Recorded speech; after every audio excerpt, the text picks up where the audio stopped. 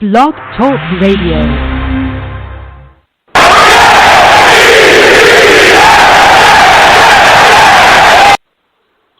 Good evening, everybody, and welcome back to another episode of Let's Talk Jets Radio. This is one of your hosts, Tyson Roush, and a jam-packed show for you once again. We got some scouting combine notes, we have a signing, we have all kinds of stuff, so plenty to talk about. We'll try to keep it interesting. We don't want to bore anybody, you know what I mean? We got to keep things original around here. So let me introduce the man of the people, Long Beach Joe. What's up, man? What's going on, Ty? Man, yeah, a lot of stuff to talk about. I mean, you know, Joe Douglas definitely spoke, had a lot to say about what he wants to do with the team or where he wants to see the team to go. So a lot of stuff to cover, man. So let's go ahead and get into it. Listen, I'm the man of the people. I am here for the people. Let me shamelessly promote our Facebook page. Everyone go on Facebook, search Let's Talk Jets Radio. Like that page. Our content's up there. Go ahead and give it a listen. Message us. We'll message you right back. We love going back and forth with folks about this football team. Also, leave us some feedback. We love hearing about what you folks think we do here on Let's Talk Jets Radio. So without further ado, Ty, let's go ahead and get into the show, man. I'm fired up. Yeah, I'm pretty fired up, too. As always, we're on Instagram and Twitter at Talk Jets Radio. We're on YouTube, Let's Talk Jets Radio, Podbean, iTunes. A lot of people ask us how you can listen to the show live. We're live on Blog Talk, and once the show is done, then it goes on iTunes and Spreaker and everywhere else. So please subscribe, leave us feedback. We stay really active on all our social media platforms. And before we get started, Primetime and I started a YouTube channel called Let's Talk Mental Health. It's something very near and dear to our heart. And unfortunately, in my area, our community here in Bricktown, we suffered another very unfortunate loss. So many people are leaving this world way too early, and it has to stop. So if you need help, get help. Reach out to anybody, family, friends, therapists, doctors. Go in a community, call a hotline, do whatever you can, but do not give up and do not quit and do not take yourself in this world. There's just better ways to handle things. So check out our channel. If you don't want to check out our channel, just please reach out to people if you're in need of help. It's super, super important. So, Joe, I guess we can start out with the Jets sign somebody. And This is the time of year where you're going to get a lot of roster reshuffling. There's going to be comings and goings and things like that. And they signed Josh Doctson from the Redskins and Vikings. And, immediately everybody's like, this guy, he can't replace Robbie, and what the hell are we doing? And you got to keep everything in perspective. The first thing is that it's a very slow news time, so you got to keep that in mind. And second thing is, look at where we are. We can't even sign like a free agent from another team yet. You got to keep in mind what we can do and what we can't do. This is a low risk, high reward kind of player, and we have a lot of guys we got to replace, whether it's Josh Bellamy or whoever else. So you bring him in, you give him a flyer and see what happens. Like I don't have any problem with this. Yeah, I don't really have a problem with it either. I look at the situation and I'll say to myself, hey, this is a guy, drafted in the first round, didn't work out with the Redskins, like you said, moved on with the Vikings as well, but he could be a guy that can come in here and be a solid depth guy for us. You can't just go out there with two wide receivers. You gotta have more than that at some point. So here's a guy that can come in and, hopefully give us a production, like you said, just a kind of a low risk signing, but high reward. If he comes in and, really produces and gives us a bit more than we thought that he would, okay, cool. If he just comes in and is just a solid contributor and, is able to really help the wide receiving core from the, the bottom end, then that's fine too. I don't necessarily have a problem with it at all because, it's not over.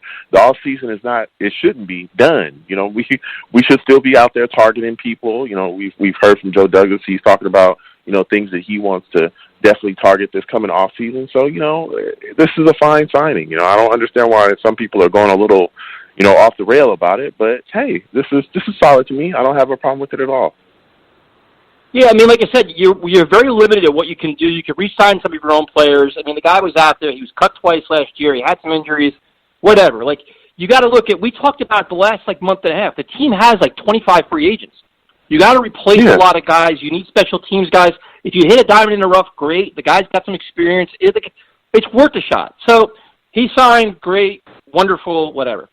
So, Joe, I want to congratulate Jamal Adams. I want to congratulate him, Joe, because he is going to be the highest paid safety in the NFL. He's going to be a Jet for life. Everything is wonderful. The world is great, and I am so goddamn happy. Hey, we found out. He's going to be a Jet for life, and he's going to be the highest paid safety in the NFL. I'm waiting. It's going to happen tomorrow. It's going to happen this week, I would guess. This is going to happen, Joe. I can't wait for it. Isn't this great? What a way to do things. Yeah. Well, look, I I hear what people are saying. I know Joe Douglas came out and said that, he wants to keep Jamal and, he's interested in him being a Jet for the rest of his life. But, there's still some things that can happen. Okay, and we saw them, offer to make a trade with him, talk to other teams about him. That could still happen this coming off season. Same thing with Le'Veon Bell. I heard them say the same thing, although I do think his contract is a lot harder to move, especially with you're going to be having to give up for him, and teams may not want to give up the type of compensation that we're looking for. But I'm not taking either of those players, off of the board in my mind as far as in terms of trades. I still think that it could be done. I still think that this may be a bit of posturing. I'm not saying that Joe Douglas is a liar. I'm just saying that, things can change. And when things change, your perspectives or your options will change too. So maybe he'll go ahead and make a move if the compensation is correct. So I'm keeping Joe, that in my mind. I think, dude, Jamal Adams has openly said he wants a contract this year, and he wants to be the highest paid player in the highest play. And the Jets said, well, guess what? We started negotiations. They're being transparent, and we want you to be a Jet for life. Talk about what a way to negotiate, man. So now you're telling us you won the year. This reminds me of Revis and Rex Ryan. When Rex Ryan kept telling us how he's the best player in the NFL, we want to keep him, then lo and behold, the deal didn't get done. Right now, Joe Douglas wants to get a deal done because it's going to blow up in his face. Now it's you got to get a deal done because you don't look like a jackass. Well, that's why I was saying what I was saying, because it does and it doesn't. At the same time, he could just be saying that publicly to make it okay with the fans if they make a move. Because, again, that's why I'm saying I don't think it's still off the table of them making a move, because if they come out and say, look, we tried to offer him a solid deal, but he wanted more, and it was way more than we were offering to give. Another team offered, a first and whatever else for him, and we said, hey, we got to move him because we don't want to pay him quarterback money to be a safety. That would be, fine. So I understand the things that they've come out and said. I know what Joe Douglas has said. Believe me, I saw it. But I still am not taking it off the table that he could be moved. Not in my mind, y'all. Now, I think this put a fat bullseye on Joe Douglas's head to get this contract done now, because this is the one thing, and this is the one thing with the Jets I just don't understand. And call me negative, call me a cynic, call me Joe Predicno. I really don't care what you call me. Mm-hmm. I've seen this so many damn times with DeMario Davis, with Revis, with all these guys we praise on social media, and when push comes to shove with a contract, they don't get it. Like Robbie Anderson. Right now they're blowing up, Robbie Anderson this, Robbie Anderson that. We all know he ain't coming back. They don't want to pay him all that money. But why play this game and you make yourself look foolish? So then you say, you know what, maybe a deal is imminent. But I just think for them to say, we want to be a Jet, to say all this, because, Joe, you know what an easier answer would have been, especially after year 3? Listen, Jamal is in our plans. We'll see what we can do. We have a lot of moves we have to make. You know what I mean? We got to see who fits where and how we're going to do it. It comes down to financials. We want to keep them, but you can play the game and negotiate a little more bold than the media. Yeah, but again, I think that this is just posturing. If you really want to sell the fan base, on, hey, we want to keep our guys, they also want to sell tickets as well, then you want to sell to them that this is a guy that we're actively trying to keep here, even if you're not. You also want to do that as well to other teams that may be looking to trade for him.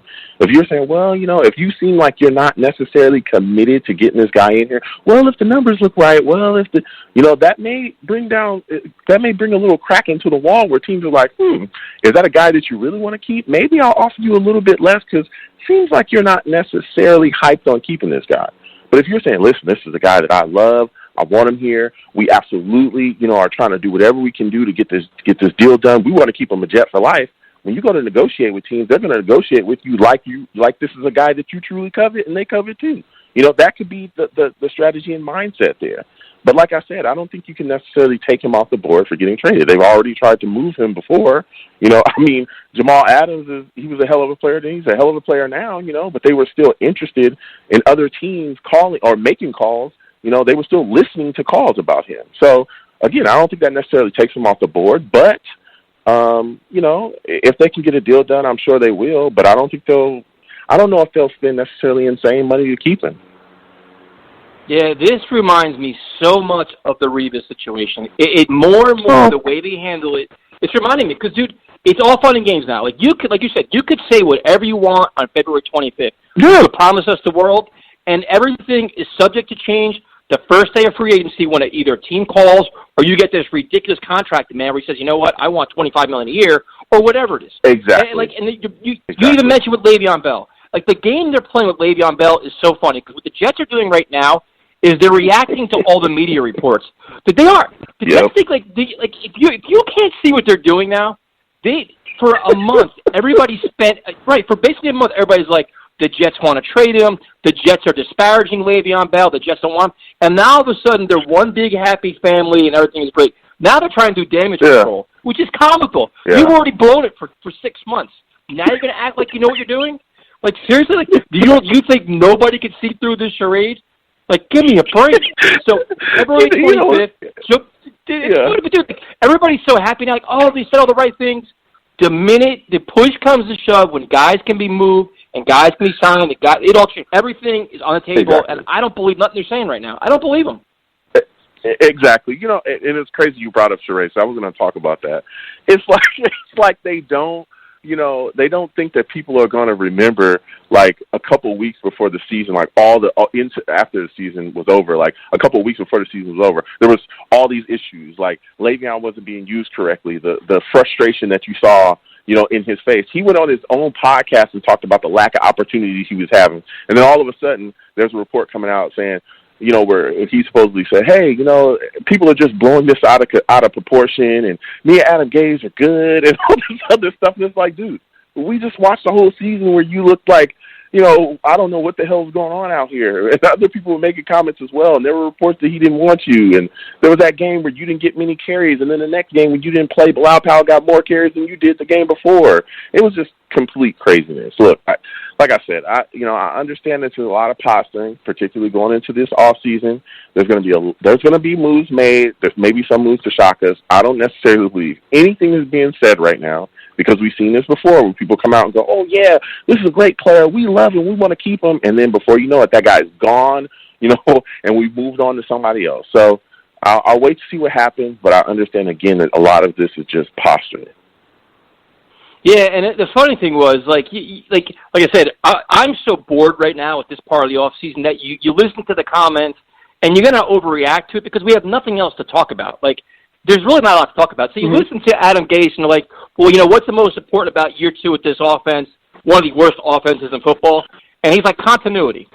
And I'm like, continuity? I'm like, the only continuity, think about this. The only continuity we have is him, Sam Darnold, Crowder, and possibly Bell. You're going to have 4 or 5 new offensive linemen. You're going to have, 2 new receivers. Oh, you have the tight ends. You're basically almost 80% of your offense is going to be new players. But continuity? There's no continuity. The continuity is him and Darnold. That's about it. Like, you have so many new pieces. Like, I'm like, dude, think of something better. And then it got more interesting where they asked Joe Douglas about the offensive line, and he started giving praise to Brian Winters, saying, hey, you know what? We can't have 5 new linemen next year. And I'm like, all right, well, then that makes things interesting because you're replacing 4, and Brian Winters, the guy that's always hurt, is the one you're keeping. Like, if I'm keeping a guy, it'd be Alex Lewis of the 5, or maybe Jonathan Harrison, but Brian Winters, the guy that gets hurt isn't the guy I'm keeping. Yeah. You know, look, Adam Gase in press conferences, I always laugh. He's always he can always get me a couple chuckles out of me from some of the things that he said. When he said that continuity thing, I just looked around like, what exactly do you want to bring back that was so stellar that we need to keep here? That, you know, I mean, yeah, Sam should stay, but there were various issues along the offensive side of the football. This offensive line, you know, like you said, should be revamped.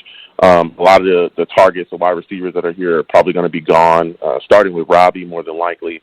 So, you know, what continuity? Only thing, you know, that you're going to have continuity with you bringing back that same staff that, you know, had the last offense in the league, had the worst offense in the league. This is crazy. That makes no sense to me, but, you know, it is what it is with him. But Joe Douglas, I'll look at him. This is a guy that I've heard talk about the offensive line and how important it is and how winning in the trenches is important and making sure the guys, you know, up front are doing their jobs and doing what they need to do. So I'm hoping that he has a plan to truly rebuild and refix this offensive line. And look, Brian Winters is a guy that, for a couple of years was serviceable for us, but he's a guy that we should be moving on from. Because like you said, this is a guy that stays hurt. And I love Brian Winters. I know he played through that torn abdominal muscle, I believe it was, like a season ago or something like that. All well and great, but it is time to move on from him. Alex Lewis played very well. He's a guy that I could see, being kept here mainly for depth. I'd still like to see a guy, because I think there's multiple guys available, either via the draft or free agency, that could really give us a boost in that position that could be put ahead of him. But, man, to be talking about, hey, we're just going to bring back Winters and that's okay, it's just, you might be going down a slippery slope there. But, again, we're going into the free agency period. We'll see how he addresses it before I really, start to judge. But I'm a little worried, I will say that, if you're talking about bringing back Winters. Yeah, that was interesting, man. Like to me, it's like center. Like, why is Jonathan Harrison not a consideration? Yeah, man. I don't know. I don't know what's going on. Like I said, I don't know why that wouldn't be a consideration. But again, there's going to be a lot of options out there, and I'm just hoping that Joe Douglas makes the right pick. Because, man, if you jack this offensive lineup again and you don't get the right guys in here at the right positions, we're going to be screwed for years to come. Yeah, it's interesting, man. Like I said, you can't put a lot of stock in these these interviews. They're not going to say a lot. They're going to try to play the game, the media game. With Bell, and the other thing is that with Quincy Nunwa, he has a big thing with his physical. Like his contract is guaranteed for injury. So if he's injured and can't play, he's going to be here. They're keeping the money. If you cut him, it gets accelerates like $10 million, which is crazy. So then it's like Joe, if he does pass his physical, what is your level of confidence with him? Like, can you even consider that? Zero. No, zero. My level of confidence is zero. Because even if he does play, we all know he's not going to be healthy the whole season. Because there's been I don't think he's been healthy. Has he ever been healthy a full season in his career? I don't know, the last at least 2 to 3 seasons, he hasn't been healthy a full season. He's been significant time, I think, the last 2 seasons or 3 seasons, at least 5 or 6 games where he's been banged up and has not been able to play. So even if he plays, like, okay, well, what exactly is he going to give you? Maybe he plays a max of, 6 games at best? I mean, so I love Quincy. I love what he brings to the field when he does play, when he is healthy. But, dude, he's very rarely healthy. And especially with this type of injury, that spine, I don't know what can happen. But, again, with the way that his contract is set up and the language that's in there, it's tough to get rid of him because he fails his physical. There's going to be issues there. If we try to cut him, there's going to be issues there. I mean, you could thank Mike McCagnon for this one because he really set us in a bad position here. Yeah, it's interesting, man. Like, there's some really interesting contracts. And the one name that's starting to slowly come up, it seems like the Jets have interest in Brian Poole. But then the weird thing is, it's just like you look at the situation at corner, and some of these topics were kind of beating into the ground. But you look at, if you get rid of Dow Roberts, you get rid of Tremaine Johnson, and you get rid of Brian Poole, that's your three starting running backs. Your 3 starting cornerbacks. That's pretty crazy, man. Yeah. Like you talk about continuity. I mean, let's have continuity back there, bringing back Brian Poole. Yeah, well, Brian Poole, played. You could argue that he might have played the best out of all the corners more consistently. Look, I know we're talking about getting rid of Roberts and these guys and people. I hear it in your voice. That's a lot of change. Well, those guys are trash. They need to go. We're a rebuilding team. We're not a year away. It's not like if we, were to keep one of those guys and get another corner, we're playoff bound. No, we're not. This is going to be part of the process again, and it sucks. And I try to tell people this, but we're going into another rebuild. We're going to have to rebuild this team again because it was never built correctly. It really wasn't, and that was the issue here. So bringing it back, I think, is extremely smart, especially in that nickel spot.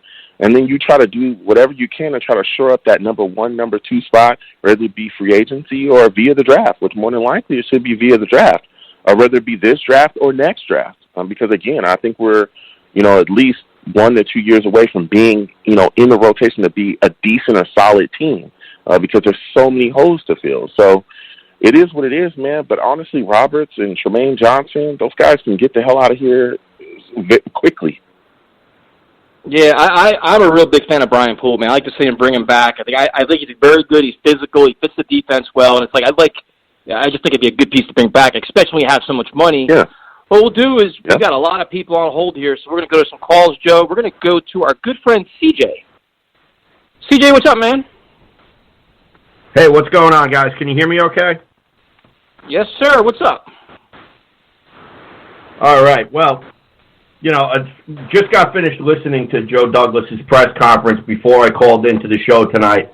And you know what? I got to say that, I'm a little bit cautiously optimistic about some of the things that I heard. Now, mind you, he's playing the media game. He's not going to show his hand.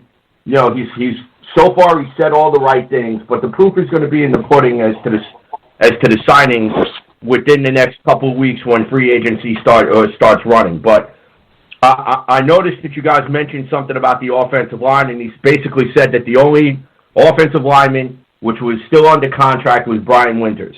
And it seemed like to me a little bit, at least this was the gist that I got, that he was really, really non-committal in keeping Brian Winters around. Yeah, he gave him praise. What was he going to say? The guy sucked? So, I mean, he's saying all the right things. He's playing the media game well. But again, we're not really going to know anything until free agency starts and he hits the ground running.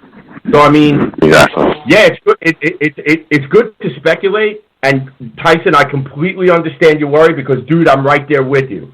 Okay, I can't even tell you how much Xanax I've gone through just thinking about this over the next couple weeks, like dreading what I'm going to read online or what I'm going to see in the papers or what the tabloids are going to be talking about this team. I hate to use this word, but there's really no other way to put it. We just have to be patient and we have to see what comes down the pike when it comes to Joe Douglas. And I know everybody hates it. Yeah. Everybody hates being patient because we've been patient for 50 years and still nothing gets done. But you know what? If this guy has learned anything under Ozzie Newsome, he's going to have to now go into that wealth of knowledge that he was privileged enough to get from his years at Baltimore and years at Philadelphia and start trying to rebuild this team. You guys made a perfect point. Rebuilding the rebuild. Yeah. And first off, CJ, I want to thank you for calling in, man. And you're completely correct. We kind of have to be patient, but like you said as well, is that we really don't know what's going to happen. And then that's what I'm preaching as well, is I think a lot of this is posturing. A lot of this is just saying things to make it seem like, hey, I love this guy, hope to keep him, all this other stuff, but we'll really see what he does this coming offseason. The proof is going to be in the pudding there. And that leads me to my first question for you is, I know you said you watched, that press conference as well, talked about making Adams a Jet for life, man. What are your thoughts on that, and do you think he'll actually get that done? Yeah, I think there's a really distinct possibility that he'll get it done. I wouldn't be surprised if they've already had conversations behind closed doors about this.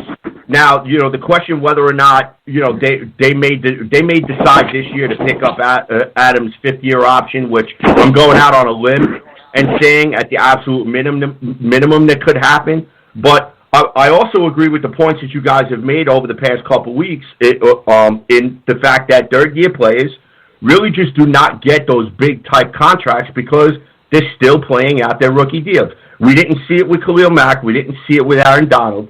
And even though as good as a player as Jamal Adams is, and as much as I love the guy, he doesn't play a premier position. We're not talking about Sam Darnold. That would be an entirely different animal. But I really think, personally, I think the conversation has been had behind closed doors. I think that Jamal Adams, he's still going out there on social media and recruiting guys.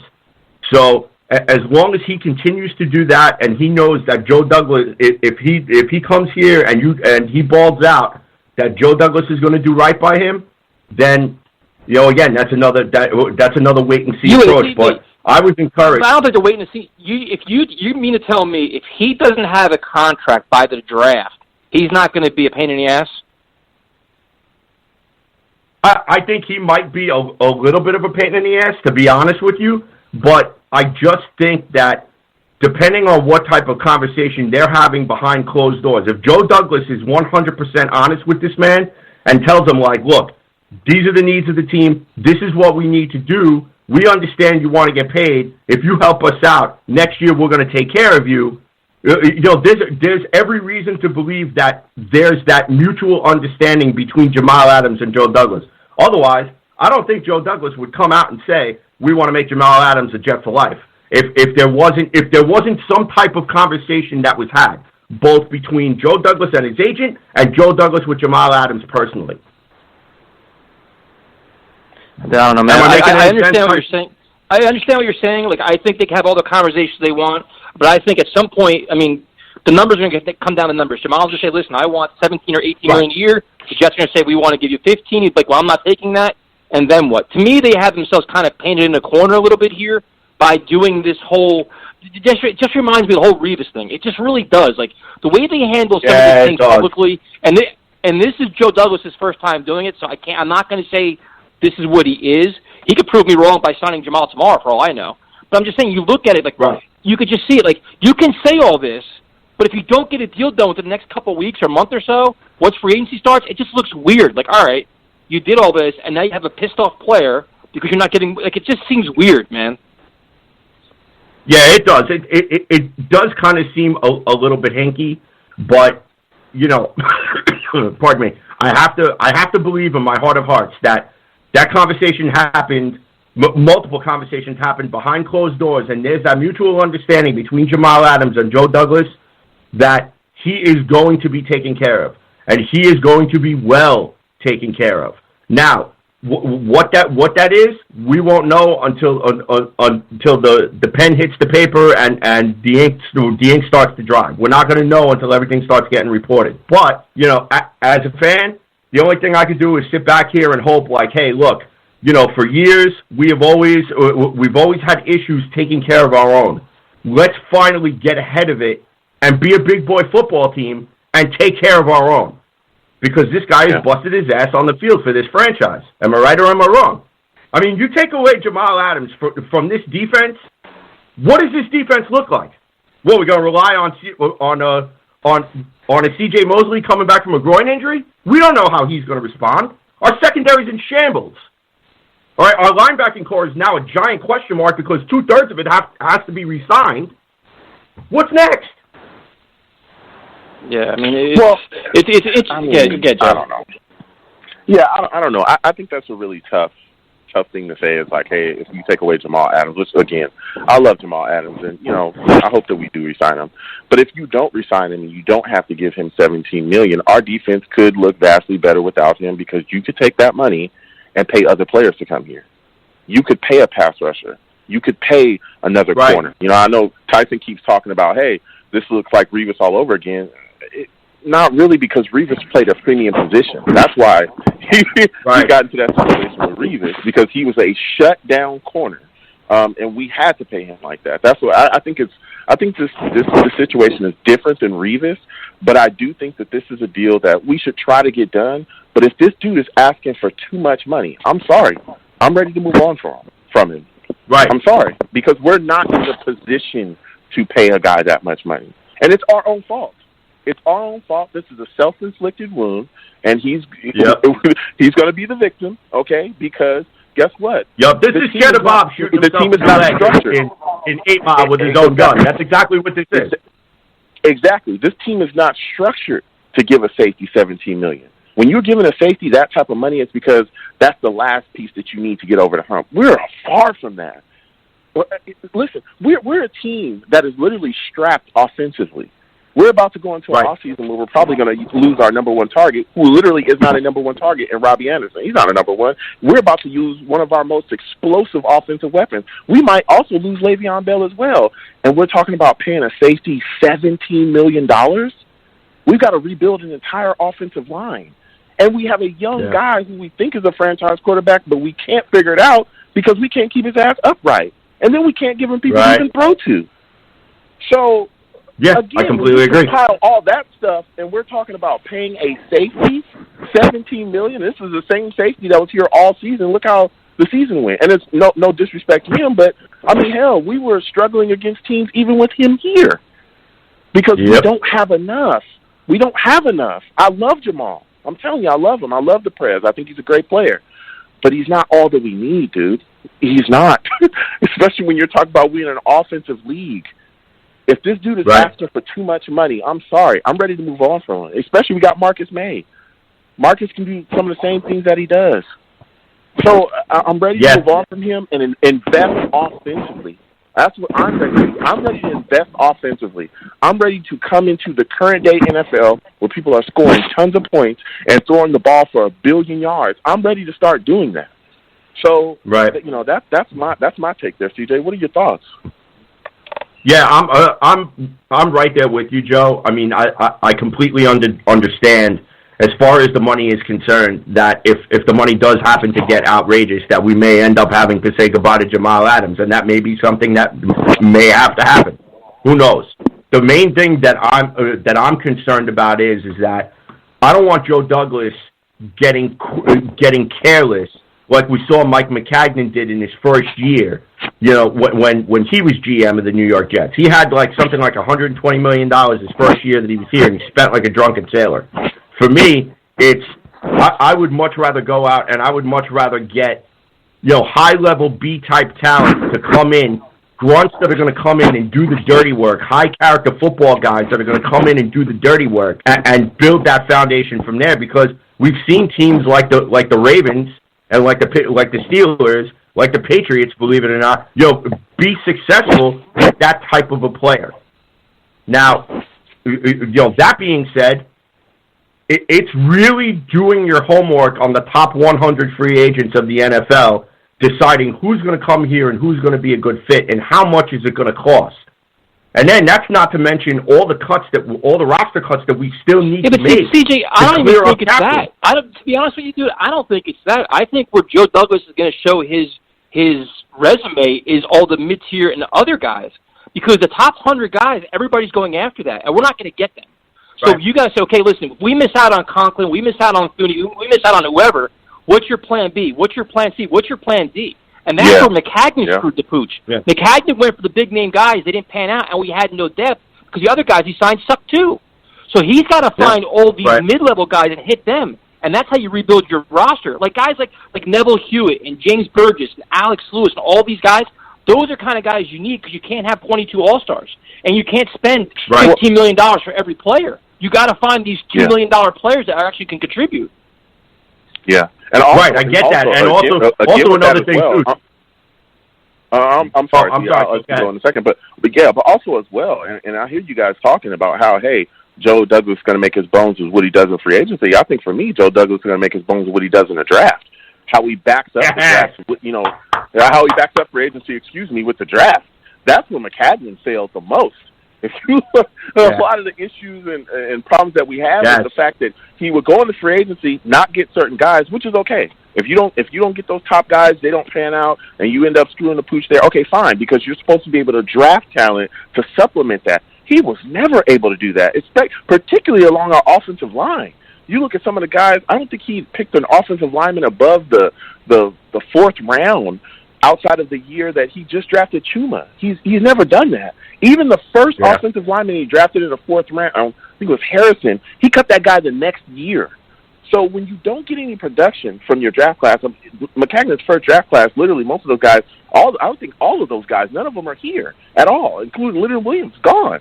So we got no impact from that whatsoever. I'm sorry, CJ, go ahead. Right.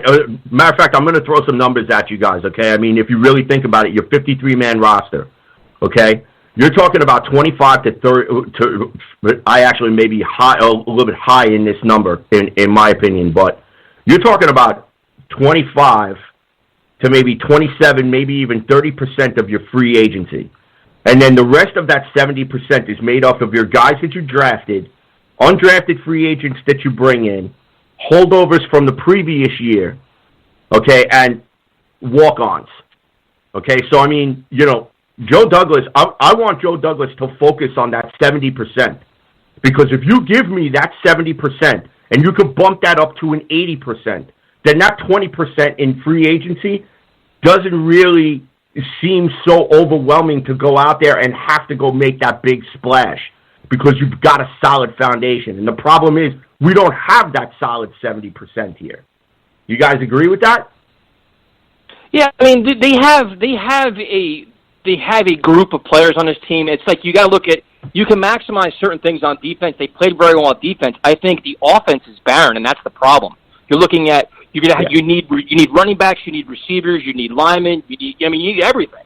That's where you have your problems, and there's not a lot of depth there. So you got to rebuild that. So it's the roster is going to be interesting, man. They have so many moves they have to make. They have 25, 26 free agents plus the cuts. You're looking at 30 players, and I understand that every year you replace 18 to 20 players every year anyway. That's just the natural reshuffling of a roster. But these are all primary players at primary positions, which makes this a pain in the ass. So, CJ, we got a ton of people on hold, man. Give out all your information for your new show coming out. Absolutely. And first off, I want to thank you guys for taking my call tonight. Second off, I want to let you guys know this upcoming Sunday, March 1st, Weapons Hot, a New York Jets podcast, takes off with episode 0. Myself and Spotty Blackman, otherwise known as Kevin Jackson, my co-host.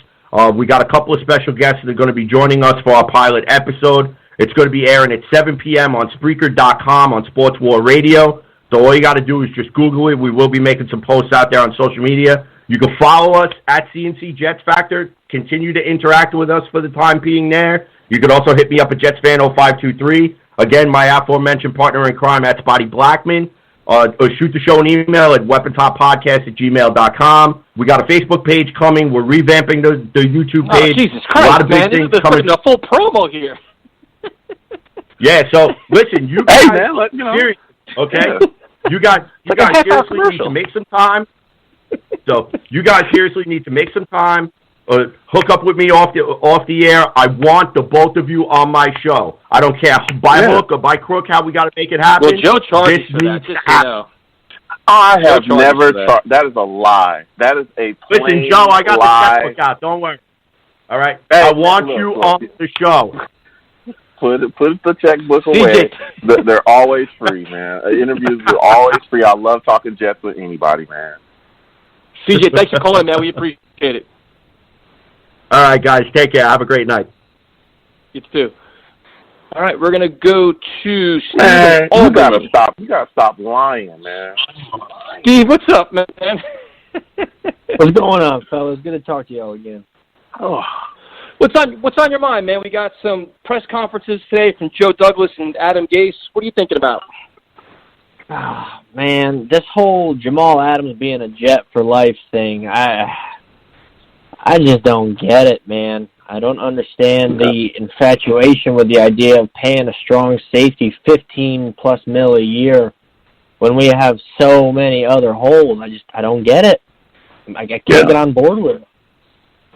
Yeah. And first off, I want to thank you for calling in. Again, I like Adams, and I'd like to see him be a Jet for the rest of his life, but I'm afraid that price is going to get too crazy. Like you said, that $15, $16, $17 million a year, maybe more than that. I'm hesitant to give him that. I really am, because we're so barren offensively. You cannot tell me you look at this team and we don't have a number one wide receiver, but we're going to pay a safety number one wide receiver money? Like, I'm sorry. That's just ridiculous. He wants to make as much as DeAndre Hopkins. Like, come on, man. That's crazy. I mean, our offensive line is completely trash, and we're about to pay this guy $17 million. He's a great safety. He's great. One of the best in the league. But he doesn't play a premium position, and he doesn't block. So I don't think we should pay him $17 million. It's really tough for me, man. So I'm right there with you. I hear you. I don't know what could happen, again, but going into this offseason, if he asks for too much, I mean, could you see Joe Douglas trading him? I think if he asks for, look, if you look at all the top paid safeties in the league, right, the one thing that they all have in common is that they generate turnovers. I mean, Kevin Byard has more interceptions in his worst interception season than Jamal does in his whole career. And he makes $14 million, and this guy wants $17 million based off of sacks. Listen, yeah, but you got to keep in mind, like Steve, when we Jamal get Adams how many sacks is he going to get? he's a very diverse player, man. He's he's a safety. They have at the line of scrimmage. He's a game-breaking talent at the safety position in an NFL game that's changing. I'm not disparaging his talent. Listen, he's the best player on the team. He's one of the best players in the NFL. I understand all of that. Now it's just a matter of he wants his mega contract, and the Jets are almost forced to give it to him. Like, they're kind of stuck now. They painted this picture for him. Yeah, we're gonna run into a world of problems with him, and I'm so over the bad contracts and the draft picks just repeatedly being invested in the defense while we use our scrap cap space to hopefully build an offense. I mean, the last time we had a winning season was 2015, and guess who was on the team in 2015? You had Eric Decker as your wide receiver 2. You had Brandon Marshall. You had Brickashaw Ferguson. You had Nick Mangold. You had James Carpenter. You had 3 solid offensive linemen. We don't have a player that's even apart from Jamison Crowder, Sam Darnold, and Bell. We need like 8 starters on offense. And we're going to give a strong safety $15, $16, $17 million? There is no way in hell. I'm re-signing Brian Poole before I even talk to Jamal Adams about a contract extension. For me, that is just. I love Jamal. I'm not a Jamal hater. I can appreciate his talent, but he's a luxury that we just can't afford to pay right now because of how piss poor our offense has been built. I mean, we have 3 players on offense that are players, and that's it. I mean, I don't understand that. Like, so many fans are like, oh, Jamal Adams is a great player, and he's the face of this franchise. That's great, sure, but my man plays probably the least important position on the whole on the defense, and he wants to be paid higher than Everson Griffin was getting paid. I mean, numerous wide receiver ones are getting paid. And for me, we spent 3 second-rounders and the number 6 overall pick to get a quarterback, and then we haven't given him anything. In fact, we've just taken away from his weapons. I mean, you're about to lose Robbie. Vincent Smith is our number 1 outside receiver right now, which is just, I mean, I don't even know how to process that. And Joe Douglas is like, oh yeah, Jamal Adams, Jet for life. It's like, what? What do you know? Jamal Adams should be 1st and 3rd round pick from Dallas. Give me Henry Ruggs at 17 and Andrew Thomas at 11, and see you later. Why are we having this conversation? Yeah, and that's when I just heard Tyson say the Jets have almost painted themselves into a corner where they have to give him that money. I said to myself, what do you mean? Why? Why would you have to give him that money? You don't have to give him that money, because even if the fan base were to go off, if you were to make it make sense, if you do the correct thing, like you said, say Adams is looking for more than we're willing to give him, if we move on from him and we do end up getting, say, Jerry Jeudy and a tackle in the 1st round, you telling me fans won't be excited about that? You telling me if we take the $17 million that we were going to give Adams and go beef up the offensive line, or maybe go get another wide receiver via a trade? We've all talked about various wide receivers that are going to be out there. Tell me fans won't be excited about that? Yeah, of course. Losing Adams is going to suck. He's a great player. He's all over the fan base. We all love him. But damn, if you tell fans, listen, there's other holes on this football team that we got to address, particularly on the offensive side of the football, to help Sam, I think any common sense-minded fan will understand. Yeah, I mean, I totally agree. I mean, and I'm a big over the cap guy. I'm always on this website. I mean, and you look at the guards in football, right? The highest paid guard right now only makes $13.3 million. Exactly. So you can't tell me that we can't sign a quality offensive guard, whether it be, I think Thuney's probably going to be a little bit out of our range, but maybe one of those lower tier guys. I mean, we can upgrade this offensive line with that money, and maybe you go sign a Carl Joseph, strong safety out of Oakland, who's been okay his career. Similar turnover stats to Adams. I mean, he doesn't have he's definitely not Jamal Adams, but maybe he'll minimize the absence of Adams while Sam has another second in the pocket, while Le'Veon Bell has another has another step before a linebacker's in his face. And I got to say, too, I'm getting really sick of this narrative that it's okay for Sam Darnold to not progress behind this offensive line, but it's not okay for Le'Veon Bell to not benefit from the offensive line, if that makes any sense. Like so many people are so down on Bell. Bell sucks. Well, if Sam Darnold isn't playing as well as he should, and Le'Veon Bell aren't playing as well as they should, they are the two players that are most affected by this offensive line. So it can't be both ways. If the O-line gets better, they both get better. The O-line sucks. They're both not living up to their, you know what I mean? They're both being held back by that. And that is this false narrative that I've been seeing on Twitter. Is, Le'Veon Bell's fat. He's overweight. No, he's not. He plays behind the same O-line that Sam does, and we all give Sam the excuse because we've invested 4 premium picks in Sam. So you get what I'm saying?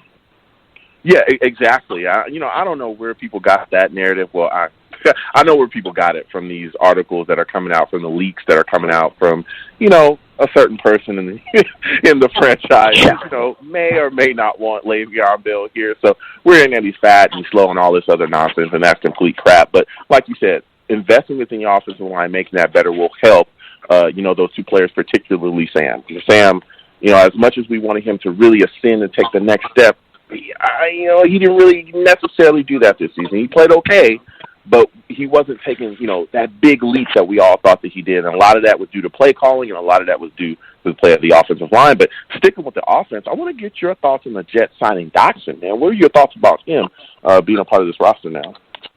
I love that. I mean, we know he's got low risk, high reward. I mean, I really like that signing. I don't know what the money looks like, but I'm assuming it's not anything, super expensive. But we have so many holes on the offense, and we need to try to grade as best we can. I don't hate the Dotson signing at all. I think a lot of Jets fans are sitting in here thinking, like, oh, my God, how is this guy going to be our wide receiver number 1? He's not going to be our wide receiver number 1. He's like he's a 3, a 4. He's a depth guy.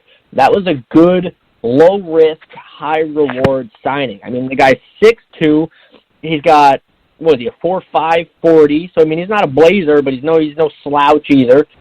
Big body, good red zone possession receiver. I really like that move, actually. I think that has the potential to maybe help the offense in the red zone, which, Lord knows, we definitely need it. Yeah, I mean, I look at it as low risk, high reward, and see what happens. Like, either training camp body, could be a special teams help. Like, who knows? Like, there's so many moves that are going to be made between now and, August. Like, I can't even, put energy into it. So, but, Steve, thanks for calling in, man. We definitely appreciate it. This is a fun time of year with not a lot of news. We can overreact to everything. Yeah. It's the most boring / exciting time of the year. Have a good night, man. You too, guys. Thanks.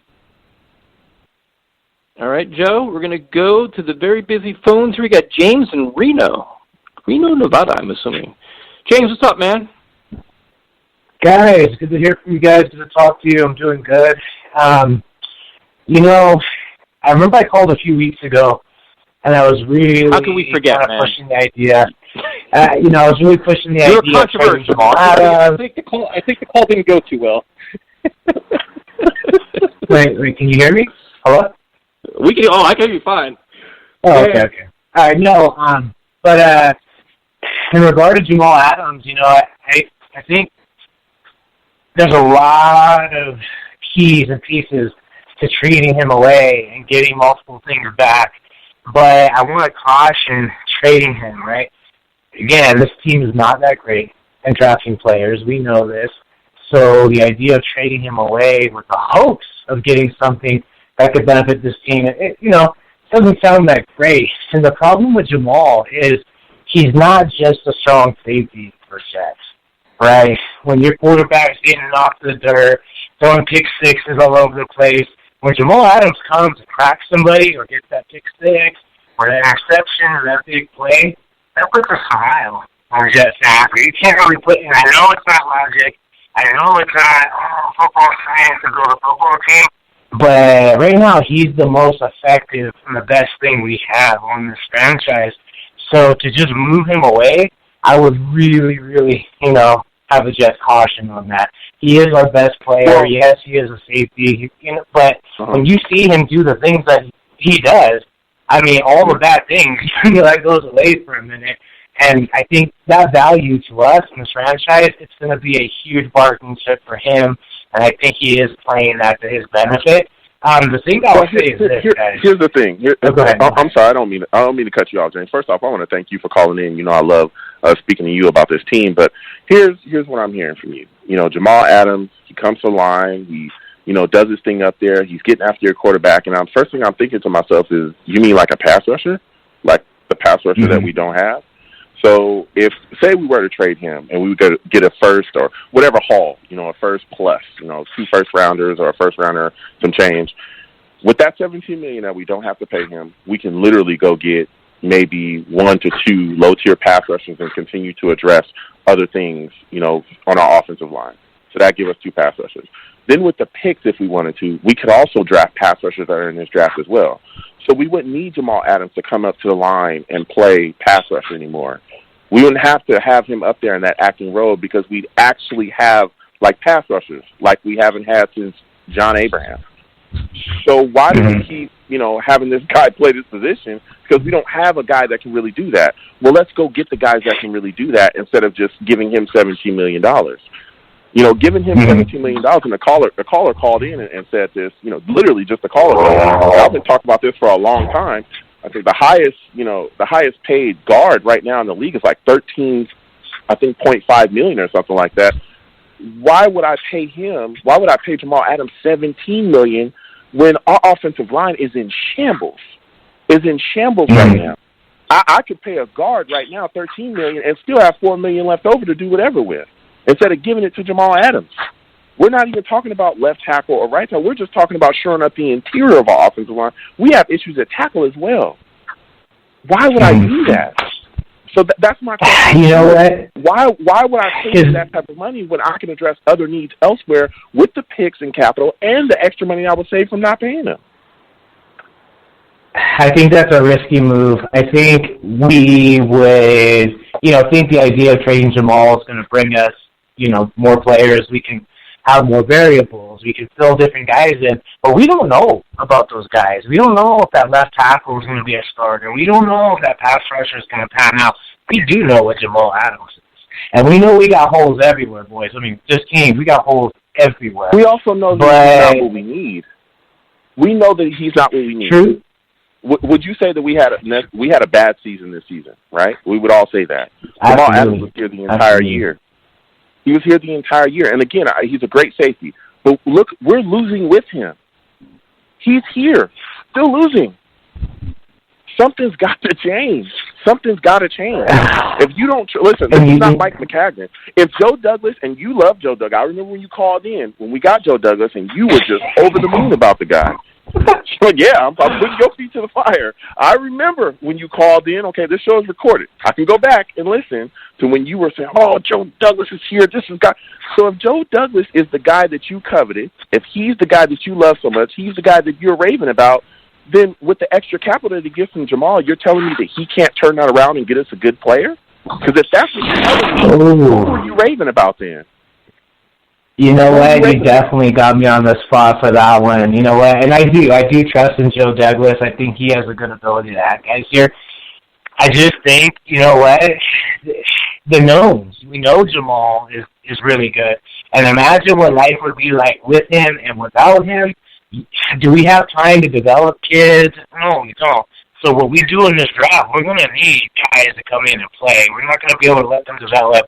That's just not. But that applies every year, man. That applies. Listen, of course, we've been saying the same damn thing for the last 5 years. We got to have a good free agency. The guys got to make an impact. We have to have a good draft. The guys got to make an impact. We have so many friggin' holes. The guys we sign and draft have to play. That's the thing. So Joe Douglas has he can have the best resume in the world, but he's got to bring in guys that can contribute now, just so we can be competitive. Because we have holes in all the biggest positions. Like if he brings in 3 lousy offensive linemen, we're in deep trouble next year.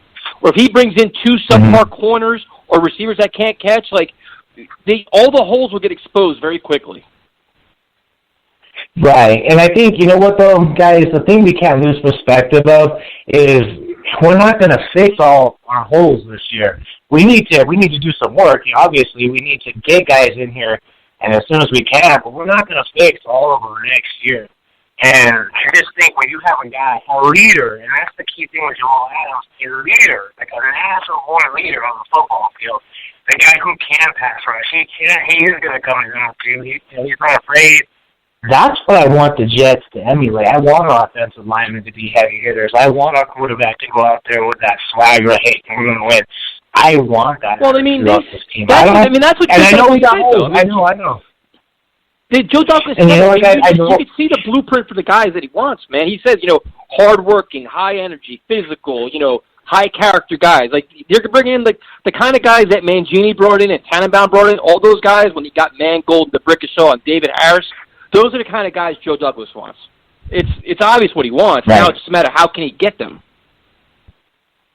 And you know what? I'm going to change the. You know what, guys? I agree. We have holes everywhere. And it comes to Marcus May and Jamal Adams. I don't see both of them coming back on this defense. What do you guys think? Coming back? What do you mean? They're under contract. Yeah. Marcus May, though. What if you're able to move Marcus May and you're able to get a third-round pick? Why would you move him? For what reason? Wait. I don't see both of them coming back. Why are we creating more holes for a cheap player? James, your phone is killing me, man. I got to let him go, Joe. That phone is giving me a headache. Why are we creating more holes? Like, Marcus May is cheap under contract for the year. What are we getting rid of him for now? Like what? I don't know. You had the chance to have a very dynamic safety duo this year. Like, he's not going. Marcus May's not going anywhere. Let's go to. I'm just not even. We're gonna go to Jay. Oh, man. Jay, what's up, man? Trade everybody, baby. Let's go. Get rid of everybody, dude. Let's be an expansion team. Let's wipe the whole roster out. Let's have like $190 million in cap room. We'll keep Sam Darnold and let's get to work. I love it. I love that guy. He wants to get rid of people that are making like $300,000 a year. That's the best. I want to hire that guy for my PR team, my next campaign to get Adam Gase fired. I love that guy. Well, Jay, but speaking of PR teams, what is your opinion on the way the Jets are approaching all their free agents? Robbie is great. Jamal is great. Everybody is great. It's fascinating, dude. Do you not get any visions of Revis with this, or is it just me? I do, but the fun thing is, man, I've unplugged myself, man. I'm going to be the coldest take man in this offseason because I refuse to read any of the garbage that comes out of any of that stuff because it's all. I agree with Joe. It's all mumbling nonsense. It's all a bunch of BS. Oh, come on, man. You can't trust and believe. Guys, give and take. You can't trust and believe. Out of here. Come on. Anything that comes out of that man's voice, or anything that comes out of anything Jets related from the head coach and the general manager, because it's all posturing. It's all negotiating through the media.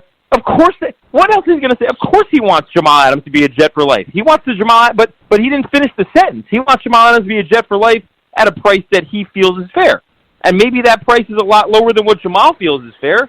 And if that's the case, and Jamal wants to hold out because he feels like he wants more money, and then Joe Douglas can always fall back and say, look, we really want to have this guy here, but he's being unrealistic. We can't afford to pay him what he wants, unfortunately.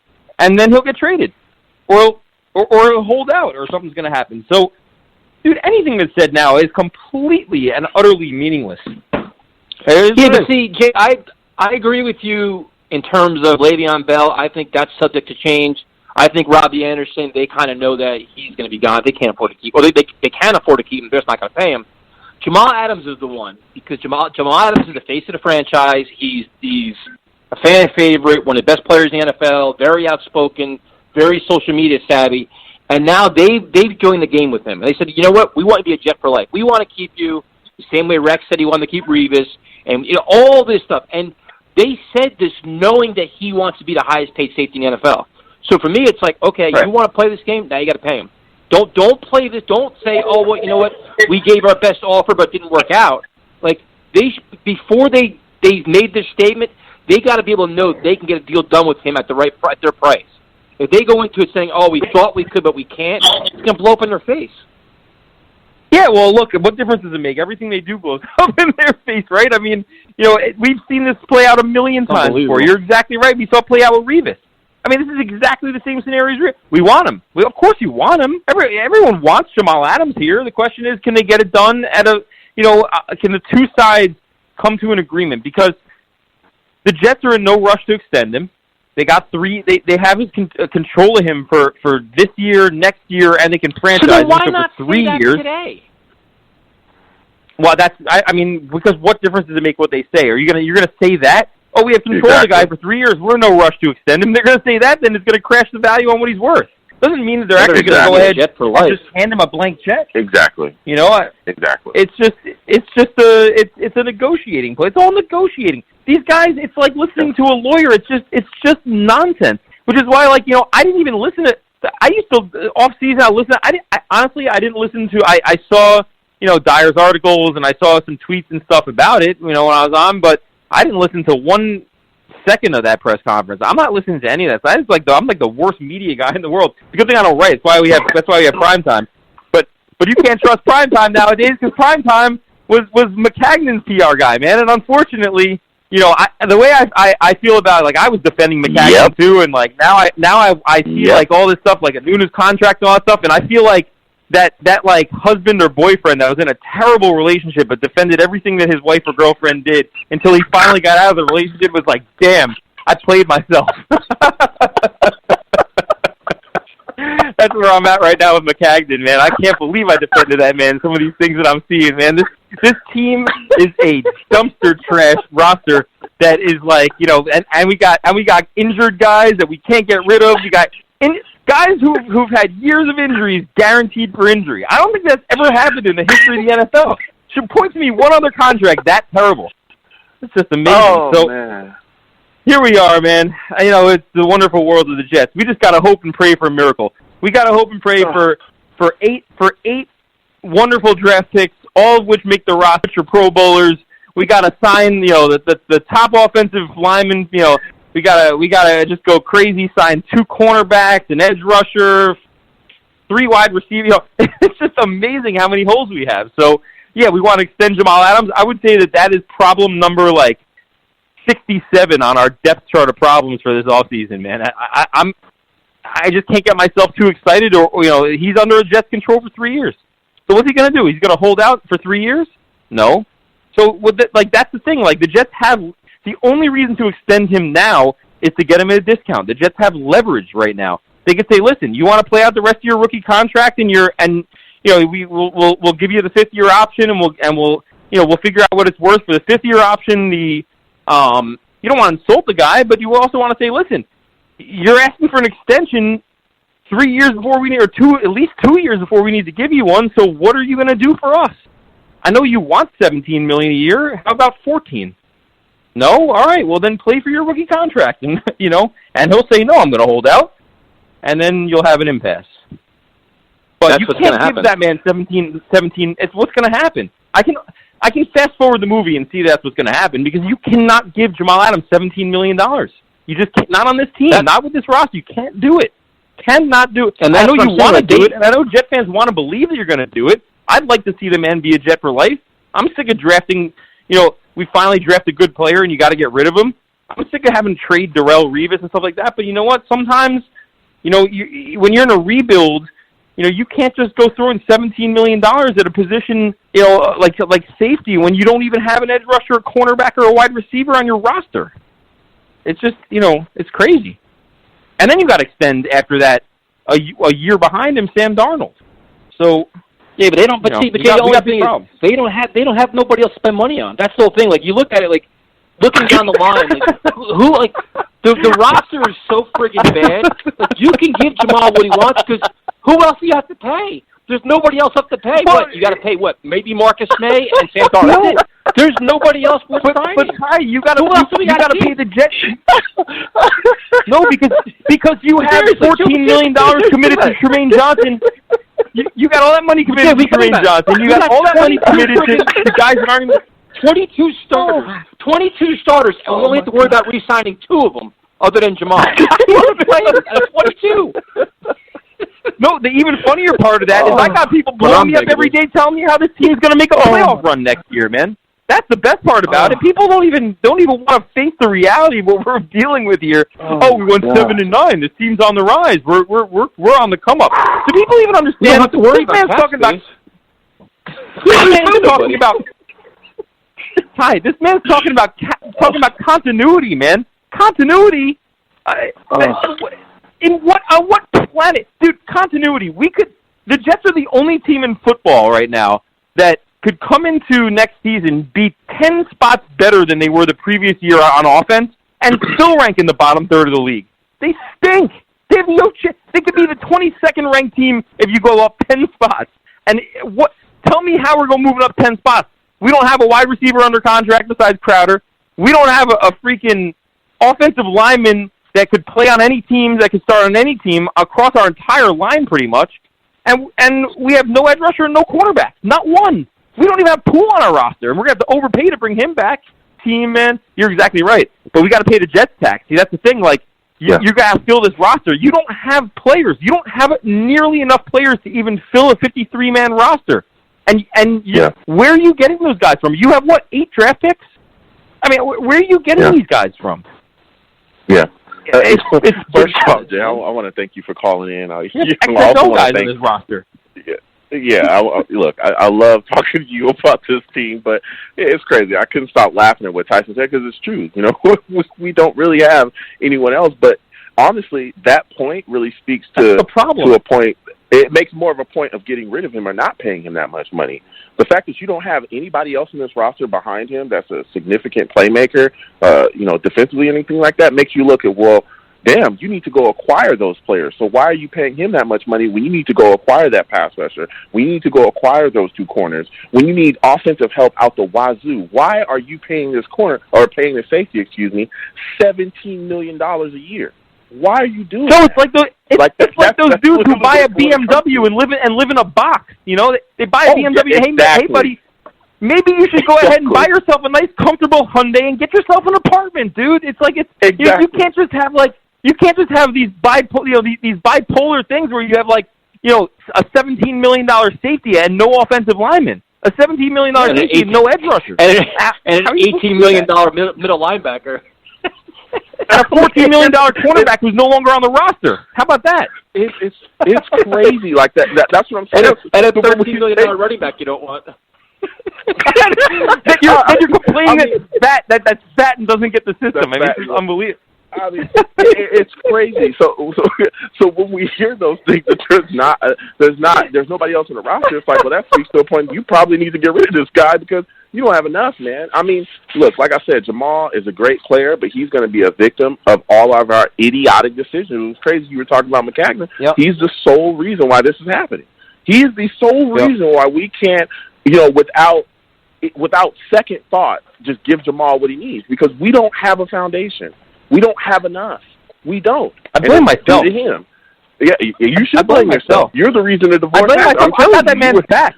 I should put myself on a 3-week no-take hiatus from Let's Talk Jets. I shouldn't be allowed to call anymore. You guys shouldn't put me on. My opinion can't be trusted. Look, I defended that. We got to block you.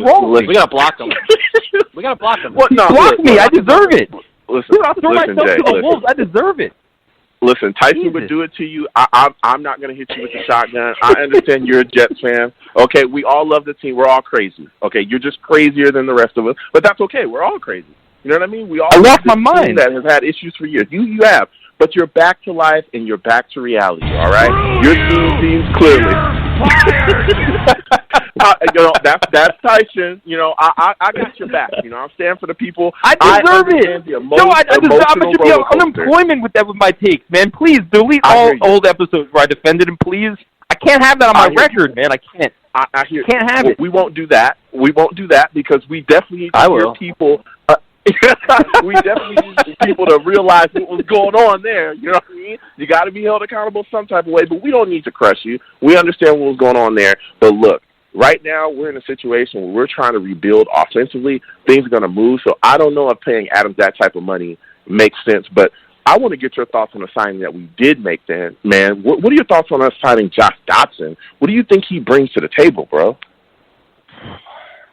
So, I mean, he's just like another guy, right? I mean, I don't mind the signing. I was definitely not against it. I think that it's like, the type of guy that you want to bring into camp and have compete. He was a first-round draft pick for a reason. The guy's obviously got some talent, but he was also cut by the Vikings after 1 week for a reason and not re-signed by the Redskins for a reason. So, can they get something out of him that, a couple other coaching staffs couldn't? I mean, we do have an offensive genius head coach, so, I mean, I should be able to extract, maximum effort from a guy like that. But at the end of the day, is he better than the back end of the of the wide receivers that we currently have? I would imagine he's probably about the same thing. Vincent Smith, is he better than a guy like that? And Berrios, I mean, I don't know. I mean, he's probably just about as good as any of those guys. So, Jay, I've thought about something. I've thought about something. You are a jinx, man. You are absolutely a jinx. I've thought about this because I was trying to enjoy some football this weekend. I'm like, you know what? I'm going to enjoy some football because it's a stress-free time of year, and you actually made me support a team that is actually worse than the New York Jets. Their offense is horrendous. They're the worst team in the XFL, and you made me watch them. You're the jinx, man. You bring bad things to football. I'm not arguing. I'm also a Mets and Knicks and like even my team. Yeah, I got a funny story for you. I went to Drexel University. I was a big basketball fan, big college basketball fan. I got out to Drexel. They had just made 3 straight runs in the NCAA tournament. They knocked off Penny Hardaway in Memphis. I get out there the following year. Dude, Drexel hasn't been back to the NCAA tournament since I got there. So they used to call it the Drexel J Jinx, man. But it's true. It's like, there's a black cloud hanging over me. And I always say sports are responsible. I have a really happy life otherwise. But sports are responsible for about 98% of my unhappiness because my teams are the worst. And the Guardians, I'm sorry. I apologize. Even better is the second is the only team that they beat is my local team down here is the Tampa Bay Vipers, who I thought I would actually watch a little bit of that too, but they stink even worse. So I don't know what's going on. It's crazy. It's crazy. Jay, thanks for calling it, man. We appreciate it. I'll take the accountability, guys. I deserve it all. I really do. But I appreciate Joe doesn't ever give it to me, man. Joe gets my back, man. I love that about Joe. He doesn't let Tyson give me too much credit. Jay, look, man, I stand for the people, man. I got to be there for you, but going through that McCagnon era, it was tough, man. It was tough, but you finally seen the light, bro. I wanted to believe. He brought us Sam Darnold, man. He brought us Sam Darnold. Mm-hmm. Look, if Jay, I was telling you all throughout that time, man. I was telling you, I was the friend listening to you and telling you, listening. This relationship is not going to work. You need to walk away. And you had to see it for yourself. That's what happened. I loved that girl, man. I did. I was clouded, man. My brain was clouded with the with the love and man, it's crazy. Like you see your boys in a terrible relationship, and they're just constantly. You're like, yo, why do you let your girl clown you like that? And they're like, nah, she's cool, man. And that's what I was doing with McCagnon. I said, you know what, this could work out. You point to the 3 or 4 good things and disregard the 95 terrible things going on. And this is the result of it, man. We have a roster with 2 damn players out of 53, and then just a mishmash of people that you would never pay a second contract to. I've never seen anything like it, man. This roster is the worst, and that's why these people come at me all the time. They're like, dude, the Jets are going 11-5 this year. I'm like, all right, let's see it. I see we're a lot closer to 5-11 or worse than 11-5. But if you want to believe, I'm not going to talk you down because, man, I believe in Mike McCagnon. So who am I to say? Have a good night, Jay. Have a good night, fellas.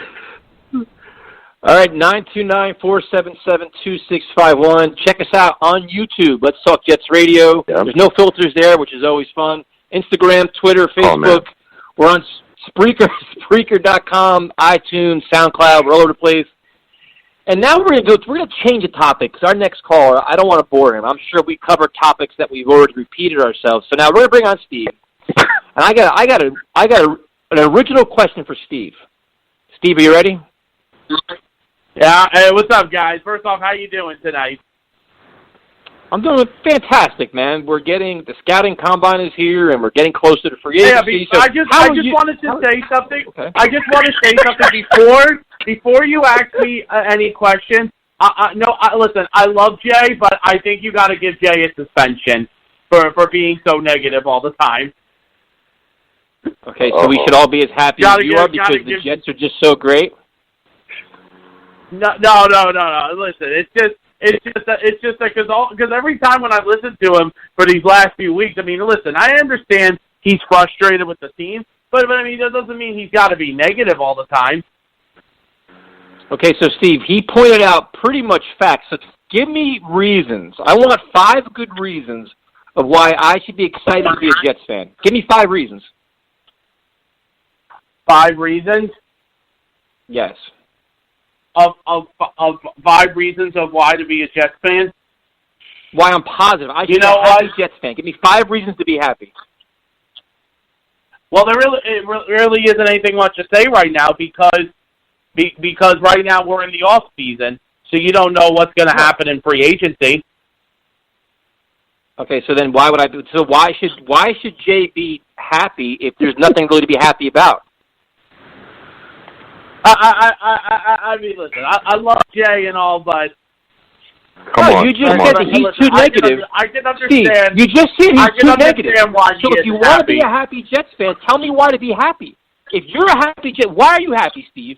Because they wear green and white? Because they play in New Jersey? Why should I be happy to be a Jets fan?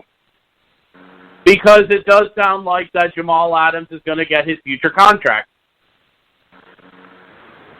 So it's okay. That's one. That's one. Okay, give me 4 more.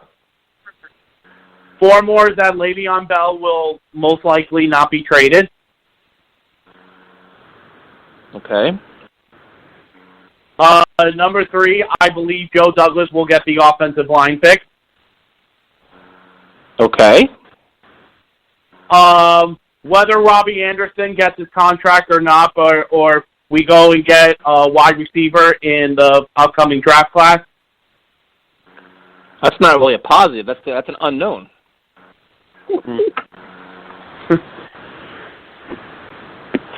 I mean, Steve, if I was going to buy tickets based on the conversation, I wouldn't be buying tickets, Steve. Well, I mean, I can give you, Steve, you know what? Since Joe says I'm always so hard on you, I'm actually going to help you. Your first answer should have been Sam Darnold. That's the first answer. It's your freaking quarterback. Yeah. That's the first answer. Well, look, and again, I'm going to step in. I stand for the people. I think that's where Steve was going to go eventually. You know, he's a great football mind. Sam, but the problem is you're putting so much pressure on me, dude. Yeah, you know, you're a great football mind. I understand. Joe, I talked nice to him. Steve, I talked nice to you. I asked you a fair question, and you couldn't you talked about could, has, and should have. Look, what Steve was going to say, and I heard him saying these things, okay? He was just, like you said, it doesn't necessarily work well under extreme pressure that you always try to put him under. Look, Jamal Adams would be one. I'm trying to have a conversation. I don't want to bore him. He gets bored easily. No, I'm not being bored. Listen, I'm not being bored. I'm trying to keep awake, Joe. Look, come on. You still bringing up old stuff. Look, Jamal Adams is 1. Jamal Adams is 1. Sam Darnold is 2. Our cap space is 3. The upcoming draft we have is 4. And the fact that Joe Douglas is here, that's 5. That's 5 solid. Why is our draft positive? We have the 11th pick, and other teams have more picks than we do, including the Dolphins. Our draft is a positive because we have options, and we're going to better our football team. We finally have a guy, again, Joe Douglas being one of the great reasons. The year before, we had Mike McCagnon. We have Mike McCagnon here, and before that it was Izek. Those options are null and void. We finally have a guy here that understands how to build winners. He's been with winning franchises. He's won a Super Bowl before with the franchise as well. He was a big key part of building that football team. So we finally have a guy that understands the blueprint. We hear him talking all the time about his blueprint, how he's going to rebuild this football team. And we should be excited about that going into this offseason. Am I correct, Steve? Isn't that where you were going? That's what you were going to say, am I right? Yeah, and I was going to get to all that before Tyson once again interrupted me. But I want to get Steve, it's only a 3-hour show, dude. It's only a 3-hour show. Yes, I understand it's a 3-hour show. We don't want to. Well, listen. So Steve, I have a question for you. Joe Douglas, You're not giving me a chance to talk. Thank you. Can I get a chance to talk, boring. please? This is the same topic we talk about every week. I have a new question for you. I have something innovative for you, something to make you really think. Are you ready? Oh, boy. Okay. All right, fine. Go ahead. Go ahead. Go ahead. Take a deep breath. Take a deep breath. Pet your dog. Make sure everybody's nice and calm and quiet over there. Everything is composed right now. When you look at the NFL, there's 32 starting quarterbacks, correct? Correct. Where would you rank Sam Darnold right now? If I would rank Sam Darnold right now, if I had to give him a number, Correct. any number, probably Well, I mean, 22. Rank him. A 2022 because of the fact that we didn't have a good offense last year. Okay, so you say he's like 20, 21, 22. So would you put guys like Daniel Jones or Josh Allen ahead of him or below him? Below him. What about Baker Mayfield? Believe it or not, I put Sam Darnold ahead of Baker Mayfield. What about Ryan Tannehill? Ryan Tannehill, believe it or not, I actually put Sam Darnold over Ryan Tannehill because you don't know if Ryan Tannehill is a real deal. Okay, fair enough. What about Jacoby Brissett? Jacoby Brissett, I put Sam Darnold over him. What I about Sam Mitchell Darnold Trubisky? over him. Mitchell Trubisky is over. Under Gardner Darnold's better than Minshew. Trubisky. Gardner Minshew. I would say Gardner Minshew and Sam Darnold are even. Okay, what about Andy Dalton? Sam Darnold is better than Andy Dalton. It's just Sam is under there right now because of the fact that he has a lacking offense. Okay, so what about Ryan Fitzpatrick? Ryan Fitzpatrick. No. Darnold is definitely better than Fitzpatrick is. Okay, what about Kyler Murray?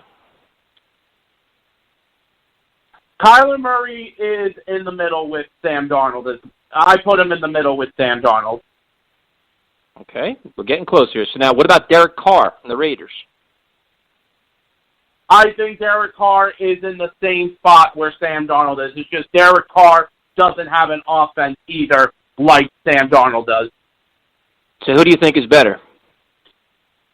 Between Sam Darnold and Derek Carr? Yep. As of right now, I give the slightest edge to Derek Carr. Just the slightest Okay, what about edge. Jared? What about Jared Goff? Jared Goff is actually, to me, he is slightly better than Sam Darnold is. Okay, here's a good one. What about Dak Prescott? Despite the fact that Prescott is in a contract, Prescott, to me, he is a quarterback that is slightly better, too, than Sam Darnold is. What about Jameis Winston? Oh, no, Sam Darnold is better than Jameis Winston. Oof, that's a hot take. What about Carson Wentz? Carson Wentz is better than Darnold. Okay, what about Jimmy Garoppolo? Jimmy Garoppolo is better than him. All right, based on your answer, Steve, you have Sam Darnold in the top 15. He's a top 15, top 12 quarterback. Okay, hey, listen. If Sam Darnold will get up there once he gets that offensive line built up and if we get him targets in this offseason. Well, I mean, I agree with you about the line and about receivers, but don't you think he has to improve his decision-making and ball handling as well? He does have to improve on that. You know what? He's 22 years old. He's going to be 23 in June. He's definitely got a lot to learn on that. And Sam Darnold is a good learner. I mean, he's already starting to work on his technique so far in the offseason. There were videos of him throwing passes. I watched some of his videos on Twitter. So, Joe, what do you think about Steve? What do you think about Steve's evaluations of quarterbacks, man? Where do you rank Sam Darnold, Joe? It's really tough, and that's what I was going to say when you were going through the whole, Mariota quarterbacks that you were throwing at Steve. It's like it's really tough to say that he's better than some of those guys because I don't think he's set up the same way.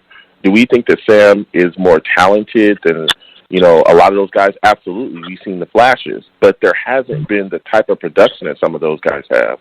You look at Dak's system. He's got one hell of a running back. He's got wide receivers. Yep. I mean, you look at where he finished, geez. I mean, Jimmy Garoppolo, yeah, of course you could say Jimmy's better than him. Jimmy's in the playoffs. I mean, you're seeing Jimmy G throw the football all around. Same with some of those other guys that you named as well. It's tough to say that he's better when you look at the numbers.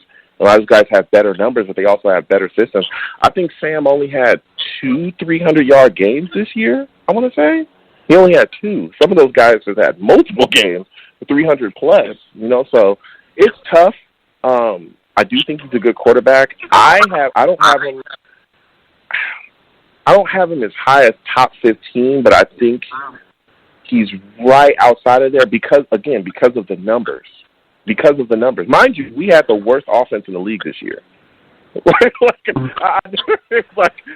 You have him ranked the top 15. It's tough as a logical fan to say, oh, he's a top 15 quarterback. We have the worst offense in the league. And I don't think that's all him at all. I really don't. I think it's the cast that we had him around. I think it's the players that we had him out there with as far as no offensive line. I also think it's the play calling. It's Jared Goff. You brought him up and compared to Sam. You look at how Jared Goff is being coached offensively. It is night and day. I mean, come on. Oh, he's surrounded by playmakers. Yeah, he's surrounded by playmakers, but he's also surrounded by a guy that's pulling no strings.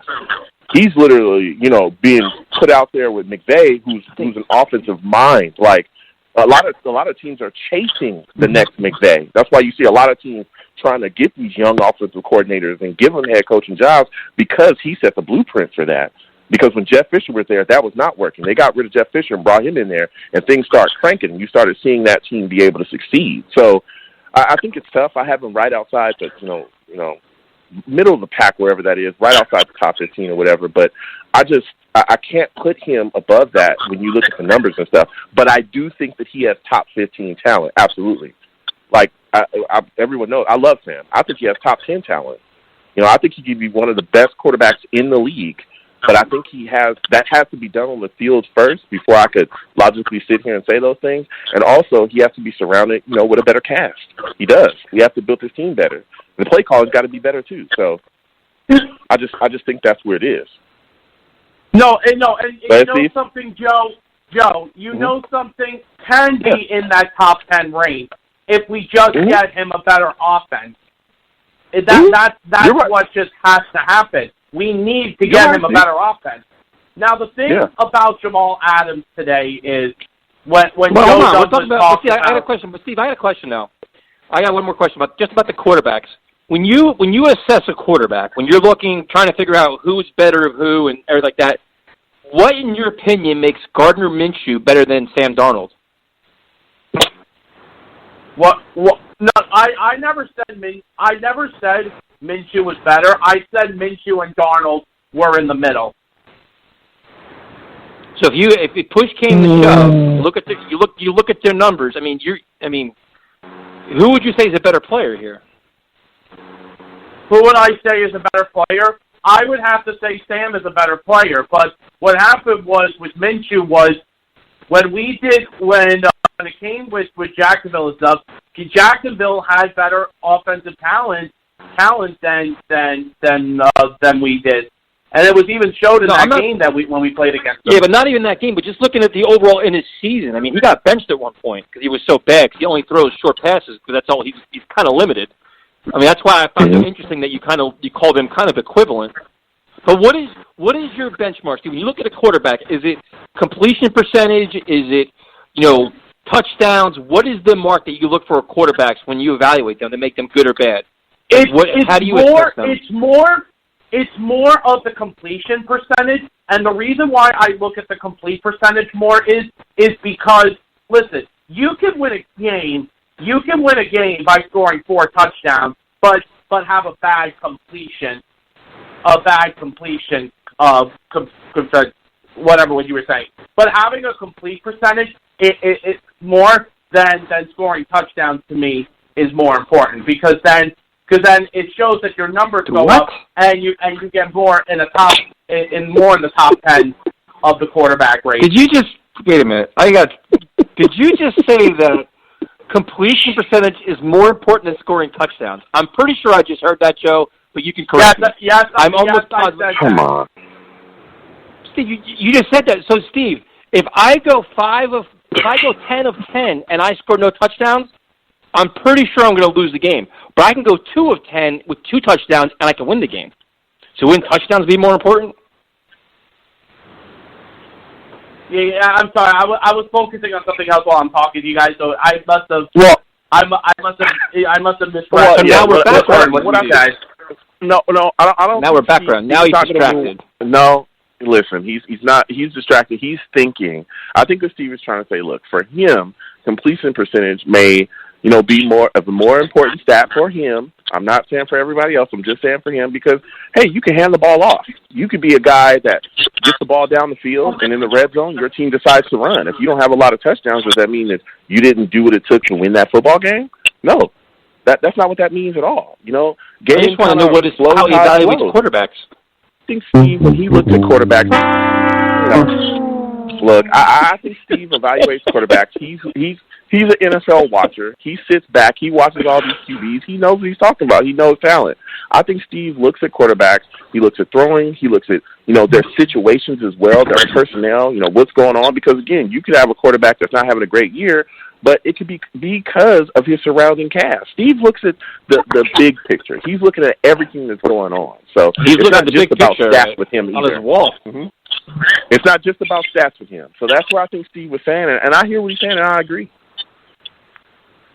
Yeah, no, I agree. But I'm doing also something else at the same time. But having touchdowns makes you more of a top 10 quarterback than your complete percentage. So, Steve, who would you rather have, Kirk Cousins or Sam Darnold? I would rather have Sam Darnold over Kirk Cousins. Okay, why? Because I know that with Sam being at a younger age and when he develops in a playoff chance for us for the future, he will have a better chance of getting us to that Super Bowl. See, the thing is with Kirk Cousins can have a good season, but will not show up in the big game. He won a big game in the playoffs. He did win a game, but he didn't get the job done in the next round. Second round wasn't his fault, but okay. Who would you rather have, Matt Ryan or Sam Darnold? Sam Darnold. Oof. Okie dokie. Joe, your turn. Yeah, look, I'm ready to move on from that. Steve is definitely giving his takes there, and I hear him, and, I understand what's going on in his mind as far as football, but I want to talk about what we got coming up this offseason, Steve, because I'm fired up about that, all right? I want to talk to you about Joe Douglas, what he's talking about he's bringing to the table. You look at this situation where he's saying that he's not going to initiate any trades of Le'Veon Bell. What are your thoughts on that, man? Do you think that Le'Veon's going to survive the offseason here and not be traded? I think Le'Veon Bell will survive in the offseason with us here because I know Joe Douglas is an offensive line dude, and I know he can get an offensive line built around Sam and Le'Veon. I think Le'Veon is going to say he's not. I don't think he's going to get traded.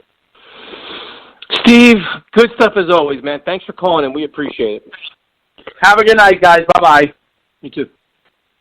Joe, you were avoiding hand grenades over there. You thought, man, listen. Man, listen. First off, I want to thank Steve for calling in. I also want to thank some of the other callers. I wasn't able to thank because we're moving. We got a lot of callers on the line. I love talking to all y'all. But look, I stand for the people. I understand Steve. He's coming in with his takes. They're hot. Sometimes that car gets stuck in the mud, but Steve, turns that wheel and he gets it out of there, and that's what's important. He doesn't lie down. He doesn't stay in that ditch. He finds a way to get up and get going. So shout out to Steve. Keep on moving down that highway, man. You had to put in some extra work that time, man. He had you working double time over there. Look, man, I stand for the people. It wasn't hard. It wasn't hard. He's got great takes. He does. He's got great takes. I don't let you take advantage of Steve. That's the whole point here. I stand up for him, and he stood for himself as well. So shout out to Steve. All right, we're going to bring on our good friend Tyrone. Tyrone, what's up, man? What's going on, fellas? How y'all doing, man? Doing pretty good, man. And I want to start off with this with you. Where do you rank Sam Darnold, man? If you look at all the 32 quarterbacks, just based on his talent, not really the team, the coach, everything else, on his talent, where do you rank Sam Darnold? I'm going to give Sam Darnold, I'm going to say he probably, 15, 16 in the league. I think he can make a tremendous jump if he gets the offensive line. And, I'm going to kind of I want to jump somewhere real quick. I'm going to come right back to your question. The caller earlier who said that getting rid of Jamal Adams, saying, listen, we've had problems for years, on the offensive line. We have bad GMs that made bad decisions. So trying to fix everything in one off season is not going to be something that's just going to happen, So to me, getting rid of a player like Jamal is not only, he's just a box safety and that's just what he does. What he does, what Joe Douglas understands is Jamal Adams is the kind of player that you want on your team. He's the kind of player that you want. He works hard, he grinds, he gets his job done, and he's a leader. That's the kind of player that you want that's always going to be there. That's the kind of culture you want to build towards.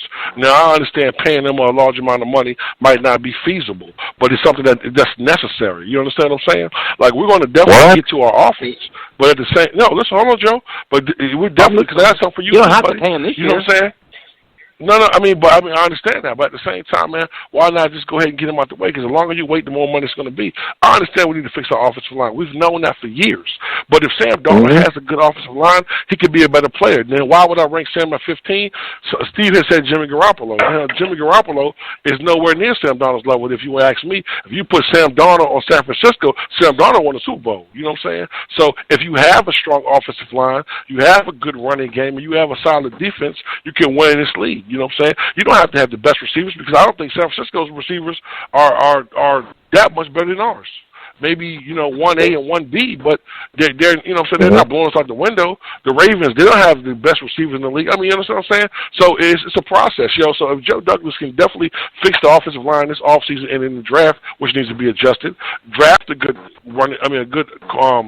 receiver in the draft, you know what I'm saying? And build up and then build pieces. It's two phases to free agency. It's the first wave and the second wave. You know what I'm saying? Bill Belichick has never won the first wave, and he's won 6 championships. So let's be honest with this. If Sam doesn't have a line, how can he win? You know what I'm saying? I think what they're trying to do is they're going to go with explosive players. So that means get the ball out of Sam's hand, run the football, stuff like that. That's what has to be done to be a good football team. So to me, I think Sam has made some bad decisions, and he has some growing to do. But I just saw a video with him working on his footwork last week. So, if this kid has an offensive line, Sam can really, really make some real amazing strides, man. And that's the whole problem. Everyone's talking about our offense. You know what I'm saying? If your offense ranks 32 out of 32 teams, then your offensive line sucks. That's what that is, but there's no other way around it. So, have it, and something else. Brian Winters. I think Joe Douglas was just saying the political correct things. Because I'm sorry, man. I love Brian Winters, bro, but he got to go, bro. He's been getting murdered for like 3 or 4 years.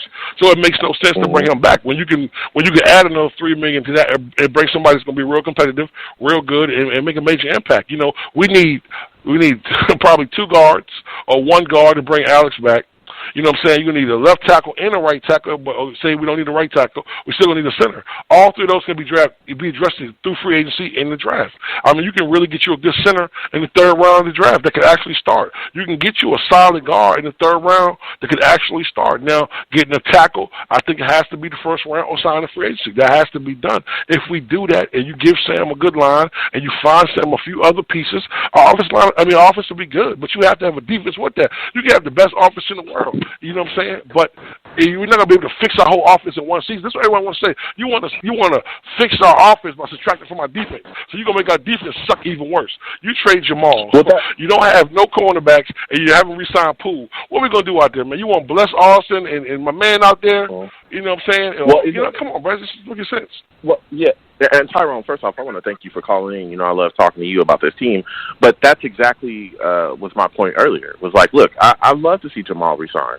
But if he's talking about $17 to $18 million, And like you said, if they don't get the deal this year, that number's just going to go up because you're going to have other guys come in like Derwin James and all those other guys that are going to definitely command top tier, top money. Where, look, if that number starts to get to that $17, $18 million to him, why not let him go? Because, again, you just talked about all the needs on this football team. You talked about all the things that he's doing. Well, we wouldn't have to have him at the line as a pass rusher if we had actual pass rushers. You can go get that with $17 million. You can go better this offensive line with $17 million, and the highest paid guard in the league is only making $13 million. Why am I paying this strong safety? Because that's what he is. He's a safety. Why am I paying the safety $17 million when I have an offense that is at the bottom of the league? That can't produce anything. Okay. As a matter of fact, I've had an offense that hasn't been producing for years, and I have a franchise quarterback behind that. That doesn't mean the defense is going to get worse because I can also take that money and capital that I would gain at draft picks if I was to trade him. I could take all of that stuff and also, help the defense out here and there as well, drafting pass rusher, drafting a corner, drafting all those guys.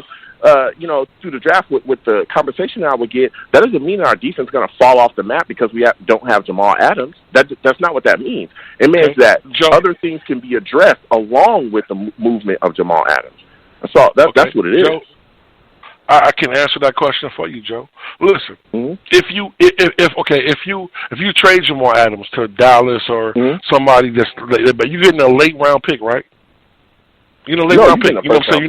You're getting a first. You're getting a first round pick, but you're getting a late first round pick, right? Okay, yeah, possibly. Yeah. Okay, so if the top three offensive linemen are gone in the first, we can't get that with a number 11. What do you think we're going to get at number 25 and 26? It's not. You know what I'm saying? So you're removing them from that. Let me finish. I'll let you finish. Go ahead. Okay, so, you know what I'm saying? Listen, if you're getting rid of a player like that, who else are we playing, Joe? Are we paying anybody else? You know what I'm saying? It ain't his fault that our last GM gave C.J. Mosley $15 million who had played one game for the whole season, bro. It ain't his fault. It ain't his fault that, you know what I'm saying, that our offensive line, that we haven't drafted the offensive line since Mangold and Jabricka Ferguson. It's not his fault. Pay the man.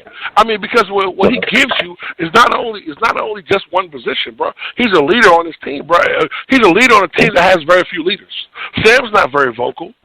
You know what I'm saying? You don't have anybody. Name somebody on the offense that's vocal, that speaks up, that talks, other than Le'Veon Bell. Who else does that? Le'Veon is the guy. You would say that he's the most vocal. Okay, anybody else? Well, hold on, Joe. They're talking about trading Le'Veon. So Le'Veon's gone now. So who's on the offense will speak up and bring that fire like Jamal does on the offensive side? Who, Joe? Anybody? Well, that's okay. Are you done? Because what I was about to say was that's why you go out there and you get a guy that would do that. Here's the deal. Just because you get a first-round pick from Dallas and it's 25th, that doesn't mean that the draft is over. Cody Whitehair was a guy that I used to advocate for all the time. That was the year we drafted Christian Hackenberg. He was taken in the second round. He was a Pro Bowl lineman there with Chicago. He could play guard and center. You can find players throughout this draft, and if Joe Douglas is the general manager and you love him as well, you were talking about how much you liked him. If he's the general manager that everybody is telling me that he is, you're telling me this guy can't find talent in the first round, whether it be at the bottom or at the top? Because if that's what you're telling me, he has no business being a general manager here. But the 25th pick, you don't know what. Hold on a second. Whether you get the 25th pick or the 11th pick, you don't know what that pick can turn into. That 25th pick, we could trade down and turn that into more capital. We could trade down. There could be guys there. We don't know what's going to happen in that draft. So to just be like, well, we got Jamal Adams. He's a playmaker. He's vocal. He's a leader. Let's pay him $17 million, even though he's a safety. That makes no sense. That makes no sense when you have a team that is garbage offensively. Hold on. You talked about the Niners just a second ago, and you said, oh, they got all these guys. Jimmy G, he's not better than Jimmy G because Jimmy G, they don't have the best wide receivers. They don't have this. They don't have that. They got a great defense. Yeah, they got a great defense, but if you look at the Niners, they're great at premium positions. They got guys that are pass rushers. They got a solid corner out there in Richard Sherman. He didn't necessarily play great in the Super Bowl, but he was solid throughout the season. They're good at premium positions. You're talking about paying something that's not a premium position, and we are dead at premium positions. We don't have pass rushers. We don't have no corners. Our offensive line is trash. We're about to watch Robbie walk out the door. We are talking about paying Robbie Anderson a one-dimensional wide receiver. We are talking about paying him number one wide receiver money because we don't have an option. We don't have number one wide receivers here. You're telling me we're going to pay a safety $17 million? That's crazy. Joe, to me. How do we That's not how you build a football team. But you don't know if the number 17, the number could be 15. You can manipulate the cap however you want to. What I'm saying is this though. I don't see giving Jamal away for nothing. I'm sorry. If it's 2 first-round picks, bro, I'm all for it. But if you give him away for a first round and a third round, it's a waste of talent, bro. Listen, this is the problem, man. Our issues are not a one-season fix. Trading Jamal is like you trying to get a one-season fix. No, we have 8 years of bad drafting. No, but that's not true at all. Trading Jamal is not a one-season fix because you can get picks for this year and next year. Trading Jamal is not a one-season fix because you don't have to pay him $17 million, which allows you to get other players that can help you this year and next year and years to come. It's not a one-season fix. That's what I keep. Joe, can I ask you you a question, hold Joe? on a second. Let me finish. You guys talking about paying Jamal $17 million? That's a one-season fix because you don't even have to pay him this year. You don't have to. Okay, you guys want to pay him. You guys want to pay him because this year we're trash. That's why. You guys want to pay him right now so that he doesn't, and I don't think he will, but let's just say, and this is what I'm hearing from other people, you guys don't want to pay him because you don't want him to go ham in the locker room. You don't want him to throw a tantrum. That is not what we should be thinking about right now. We should be thinking about the betterment of this football team as a whole. You just talked about a second ago how bad we've drafted, how horrible we've done in free agency. We're watching Tremaine Johnson walk out the door. He's making a ton of money, and he is ass. We are talking about getting rid of guys off this football team, again, at premium positions that were not working here. They're not working. We need to get better at premium positions. All those top teams you just named, the Ravens included, they're good at premium positions. That's why they're competing every year. If we were good at premium positions and we were a top team, I would say, yeah, go ahead. Give a safety $17 million. That's the cherry on the top. We are not there. We're at the bottom of the league, literally, offensively. We are we are losing every year. That time is over. Joe. We need to get our minds right here. I got a question for you, Joe. Let me ask you another question, Joe. Okay, now we're going to say that. Okay, we trade Jamal, right? So what free agents? Listen, I mean, this is the whole point. Everyone act like just every free agent is jumping off the bridge to come to our team. What free agent? Honestly, if you were a talented free agent, would you want to come to the Jets? Be honest, Joe. Just be honest. Would you want to come to the Jets? If you was an agent, you know what I'm saying? Unless they're giving you a bag of money, you're not going to the Jets, bro. You're not. Then you're going to watch the Jets trade away one of their best franchise players, and you as a free agent say, I want to go to the Jets. Why? So I can lose?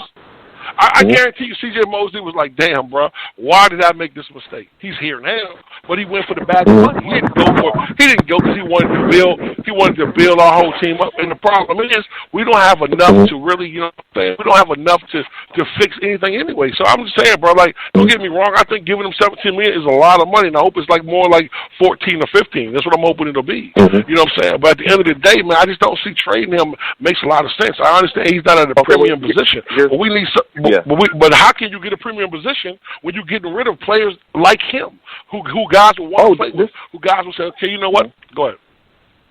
Yeah, well, here's the deal: is that if I was a free agent, would I want to come to the Jets? No, not necessarily. But guess what? Here's the good thing about the NFL: you don't build teams through free agency. We tried that, failed completely. You build teams through the draft. So that's why if you get capital back for Jamal Adams, it makes sense because that's going to help you forward this team. Whether he's here or not, listen, you could sell to a free agent. Look, say a free agent does come in the door and has an issue with you getting rid of Jamal Adams and asks you why. You say, look, for the betterment of the football team. That's why we should be targeting guys like Joe Thuney and all these guards and tackles I've talked about for years on this damn program, is to make the team better as a whole. Period. We should be arguing. Honestly, these top tier guys, you're probably not going to get a lot of them anyway. Those mid tier guys is who we need to worry about. But the point is, we need to be signing guys that's going to come in here and make an impact. And that money that we can save with Jamal Adams being moved can go a long way. It could help us for years to come. And I get it. People don't want to get rid of him. They love him. He's huge in the fan base. That's cool and everything, right? But if we pay him $17 million, dude, this team is not going to be good. We weren't good with him this year. We were not. And we're not going to be good if we give him $17 million. We're not, because we're still going to be hurting at premium positions, and we're going to be strapped. Because again, we're not even talking about what's coming up. You're going to have to pay Sam eventually. That's what you're going to have to do in these years that are coming, and that clock is ticking. So if you're telling me we got, what is it, however much Mosley is making, $16-something million or something as an inside linebacker, you got Le'Veon Bell up there as well, and now we got, so all of our top money makers are going to be non-premium position guys outside of Sam when we have to pay him. That is a horrible way to build a football team. At the same time, Joe. That's horrific. At the same time, man, this is the whole point I'm trying to make. I understand what you're saying, Joe, and I truly understand that. You know what I'm saying? This is my own personal preference. I don't want to trade Jamal. I just think it'll be a mistake. I think that what I'm saying with this is also, man, I think with this draft right here, man, I'm going to be honest with you. I really think Joe Douglas is going to knock it out the park. I really do. I think that, what he does in free agency is really telling. But I think what he does in the draft, he's going to find some really good players. You know what I'm saying? And it's players that can be made. I hope so. Listen. But Tyson, the one thing that he wants to do though is build an offensive line. We haven't had a GM that thought like that in forever, and that's simple math. You know what I'm saying? But listen, but you know what, Tyrone, I want to be CEO of a company. I'm not going to be that anytime soon. So listen, we all want certain things. He's got to do it still, and he doesn't have a resume of doing it on his own yet. He's got a lot to prove, man. Listen, right now, he was a big part of building that Philadelphia Eagles team. Personnel, he was a big part of building that team. You know who's a big part of the New York Jets? You know who's a big part of the New York Jets? Adam Gase. So I don't care what Joe Douglas did with the Eagles and the Ravens and everything else. He's got to prove to me that he can get the players he wants and overcome the politics of Chris Johnson, Woody Johnson, and Adam Gase to get the guys he wants. True indeed. That's the thing. I want to see him flex his muscles. But here's the deal, though. When you talk about free, I'm sorry, Tyrone, but when you talk about free agency, I hear you there. Yeah, of course. And I said this when we hired his ass. Adam Gase is going to be a big hindrance to bringing top-tier free agents here because he's a garbage-ass head coach and he's a garbage-ass offensive coordinator, and there are a lot of players that will not want to deal with him. Fine and dandy. But the draft, though, where Joe Douglas is really going to have to make his impact, that's where I think he's going to be able to work his magic there. He was huge at that with the Eagles. He built the Eagles through that. He was a big part of getting them to where they got.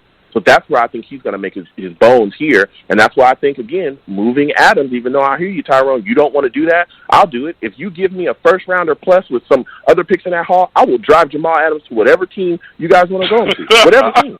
From California, I will fill my gas tank up tonight, all right? I'll put my Jet City on. I'll hop in my car. I will drive to get his ass, and wherever he wants to go, I will take him for free. No disrespect. I love the guy. Love him to death, man. I'm telling you, that I don't think there's been a player that has been, more loved by the fan base in recent times. But look, he's a victim of our horrible-ass decisions. That's what this is. He's a victim of this. It is not his own blame. He played great. But he's a victim of our bad decisions. This is chickens coming home to roost. Go ahead. Well, let me ask you one question, though. Both of you guys one question. Yeah. And I hope this is where I'm going to tell what kind of GM Joe Douglas is going to be. A lot of times these guys go to the combine, these guys test really, really well, and they end up sucking. But it's always the guys who don't test well, but everything they've done showed up on tape. I hope he's smart enough to draft those kind of guys. I don't, what I'm saying? I don't want to GM this because this guy tested real well, Vernon Goldstein type guy, and then, you watch a guy who's produced all 4 years in college, all 3 years in school. He didn't test well, but everything on tape shows what kind of player he is. That's the kind of GM that I want. I want a guy that can really evaluate talent. Okay, this guy didn't test well on this day, but everything else has shown me what kind of guy this is. This is how you find those GMs in the third and fourth round. Yeah, but Tyrone, that's the whole thing is, and it's a mindset. And he gave his blueprint today, where he's like, you know what, you want blue collar guys, smart captain-like guys, like physical, strong. Like, you don't want a Ja'Kai Polite on your team. You don't want a guy with questionable work ethic, all these red flags everywhere. So, I'm going to take a chance on him. You want guys that have been there, done that, good locker room guys, good leaders, and productive. And that's what Joe Douglas has said. But to me, it's like he has a lot to prove, dude. It's just, we'll see what happens, but, it starts a free agency, and we'll see what guys he gets there. But it's, I don't know. We'll see. But let me ask you one more question before you guys let me go. Like, you guys are talking about Dodson, right? About his pickup earlier, right? And I'm gonna say this right here: if the kid can come in and perform, I mean, what do we have to lose? I mean, you know what I'm saying? If he's a camp body, if he turns in to be something, I think Tyson, I think you put some on Twitter or Facebook. You know what I'm saying? You were dead on. You were like, look, You didn't lose any money getting this guy. So if this guy comes in and can be a third or fourth receiver, what do you lose? I mean, listen, I understand this. You know, everyone don't want to pay. You don't want to pay Jamal $15 million, but you want to pay Robbie $15 million. He's a number 2 receiver. Don't get me wrong. I love Robbie. But Robbie's not the only issue on the offense. Listen, everyone forgetting Hearn is coming back. Other tight ends coming back. You fix the offensive line, draft. We'll be okay. We'll be okay. We'll be okay. I'm telling you. We'll be okay. Thanks for calling it, man. We appreciate it. All right, fellas, good. All right. Oh man, Jesus Christ! We're gonna go to Matt in Philly. Matt, what's up, man? This show is off the rails tonight. I don't know what the hell happened. Matt, what's up, man? Always a good show. I'm cracking up listening to the debates, guys. It's great content. I gotta tell you. So, Matt, what are your thoughts, man? You got a lot of the press conference today. They want Jamal Adams to be a Jet for life. Now they love Le'Veon Bell, and who knows what Robbie Anderson. Do you believe any of this stuff? And what are your takes on it? So let me paint a picture. I work at a corporate job at a Big Four accountant agency, and I'm chained to my desk during the day. And sometimes I have to look at my phone. And I look on Twitter because I was tagged in a tweet by Robbie Anderson today. And I'm not much of a Robbie Anderson, I guess, fan. I'm a big Jet fan, obviously, but I'm not a huge Robbie Anderson fan. And I see Let's Talk Jets reply to this tweet saying truth. And I literally almost fell out of my chair because this tweet was the most ridiculous thing I've ever seen. I know Robbie tweets some crazy things. Mm-hmm. But God, this thing, he literally is trying to justify himself running straight, saying it's a hard thing to do. I can't. Truth. I can't deal with this guy. Truth. See, Joe. You guys are cracking me up. active on Twitter, Joe. I keep everybody involved. I even Robbie, Joe. At Rouse21 for any, I'm telling you. That was Talk Jets Radio. Yeah. I'm sure that was. I wonder who, if you want to talk to me, I'm on Facebook. But okay. But listen, look. First off, I want to thank you for calling in. Look, I saw that. I respect Robbie, and I'm gonna leave it at that. You know what I'm saying? I understand what he's saying. I have nothing but respect for him. I'm hoping that we can get him back for a decent deal that works for the team. Okay. But I'm looking at this situation, and I'm saying, hey, he's a guy, $15 million. If that's where he sticks at, he's not a guy that I'm bringing back at all. Okay, I'm going to move on from him. There's even reports that the Jets are interested in moving on from him. What are your thoughts on that, man? Would you pay Robbie that type of money? I wouldn't pay him 10. Just because, listen to me. This is what I see. Not even 10?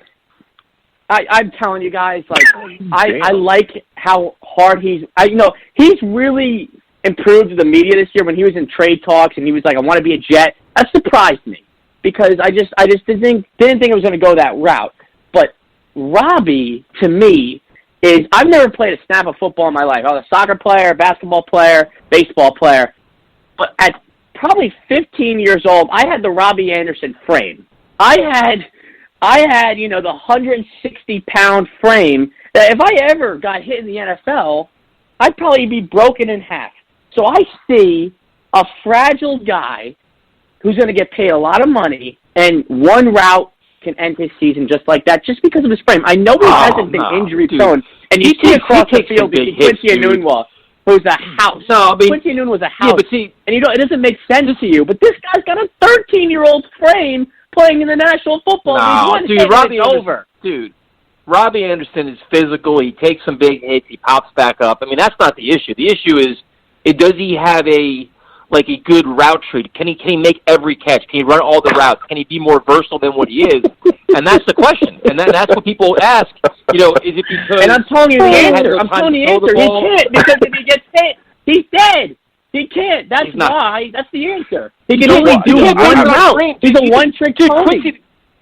Quincy Enunwa is a beast, and he gets hurt every year. So the size of the body doesn't really matter. It's just the athlete.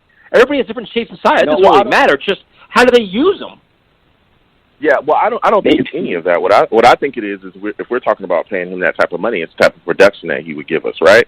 If you look at this year, honestly, Robbie, there were games where he was completely non-existent, and he's asking for number one wide receiver money. I remember that game in Buffalo. I think he only had like 20 yards. Against New England, I think he had like 11. I remember the Giants game, he only had like a couple yards as well, no really impact catches. I remember against Miami, he only had like 30 yards. And I think he only had 300-yard games the entire year. And you're asking for number one wide receiver money? No, sir. You only run like one route very well. That's it.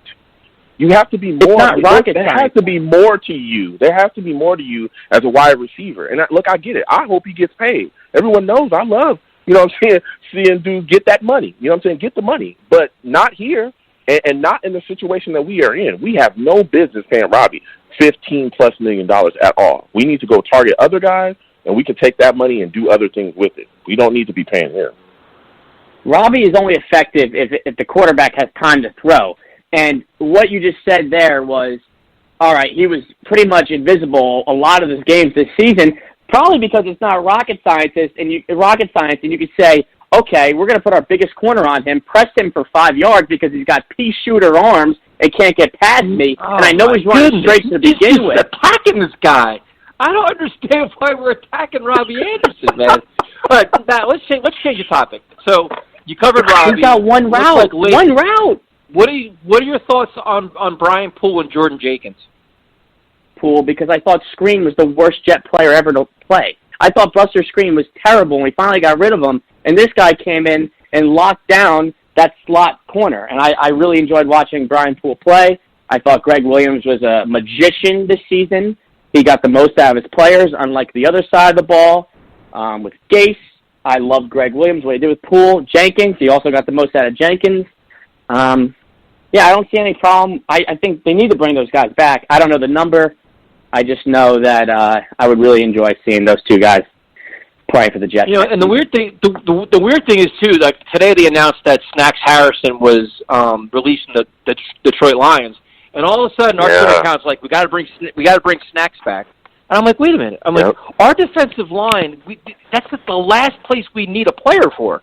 Like that's just like defensive line. We just got to get away from that position and look elsewhere, like receiver, running back, offensive line, like all these other things. Like, who are your top 3 free agents that you want? Like, do you have like a list of guys like your top priority? So I commented on your guys' Instagram post the other day saying it was like I think it was a list of offensive line free agents, and like I just have a bad taste in my mouth of the last 3 years when we get Assembly and Spencer Long and all these guys are going to protect our quarterback, Ryan, Cahill. Like these guys are going to come in and have a second win, and they just are literally terrible. Another example is Solder, who was on the Patriots, a great offensive lineman, leaves for the Giants, and is like literally the worst player in the city of New York. So I don't think offensive line is something we should try to go for in free agency.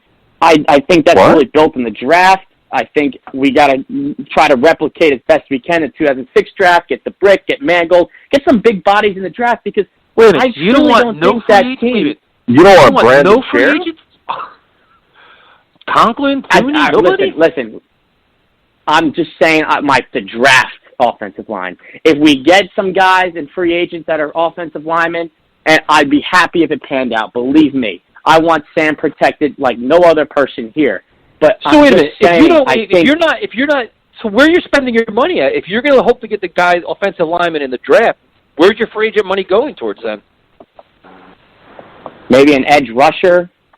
We've never had one of those in the last 10 years because we draft defensive tackles every year. Listen, I just think that teams in the NFL don't want to give up a reliable offensive line, and if they do, something's up.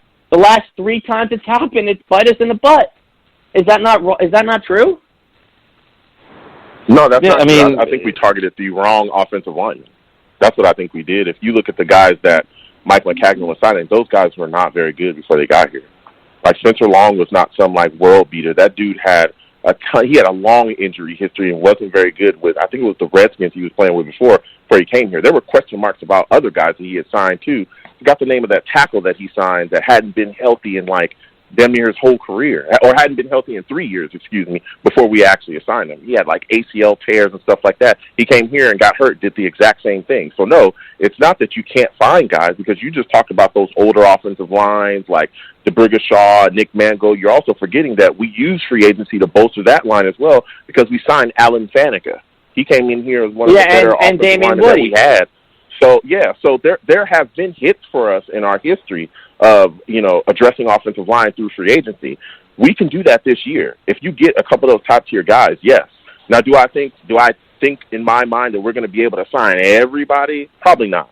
But I think if we at least get two guys, you get a Brandon Sheriff and a Compton, or a Brandon Sheriff and a Thuney, and a Brandon Sheriff and a Brandon Sheriff and a Brandon Sheriff. You guys see, I really like Brandon Sheriff. Maybe you should sign him. If we get a guy like that, yeah, we can patchwork, the rest of the offensive line, particularly left tackle, in the draft. But, not going after any offensive lineman in free agency, I think would be a gigantic mistake, because I think that would lead to bringing some of those bad guys that are there this year, back next year. I definitely don't want to sound like I'm saying that. I'm more saying that I don't think there's any top-tier offensive line out there, because if there is a top-tier guy, then that team's going to do anything they can to bring him back. I think any offensive line free agent isn't in the top tier. I think they're all gotten from the draft and developed. And once you get those cornerstones, throwing a Damian Woody, throwing an Alan Faneca to make a unit. I just don't think the cornerstones are out there for the New York Jets in free agency. I'm not saying don't get offensive line, but maybe find a complement guy to our first round or second round pick. That's all I'm just saying.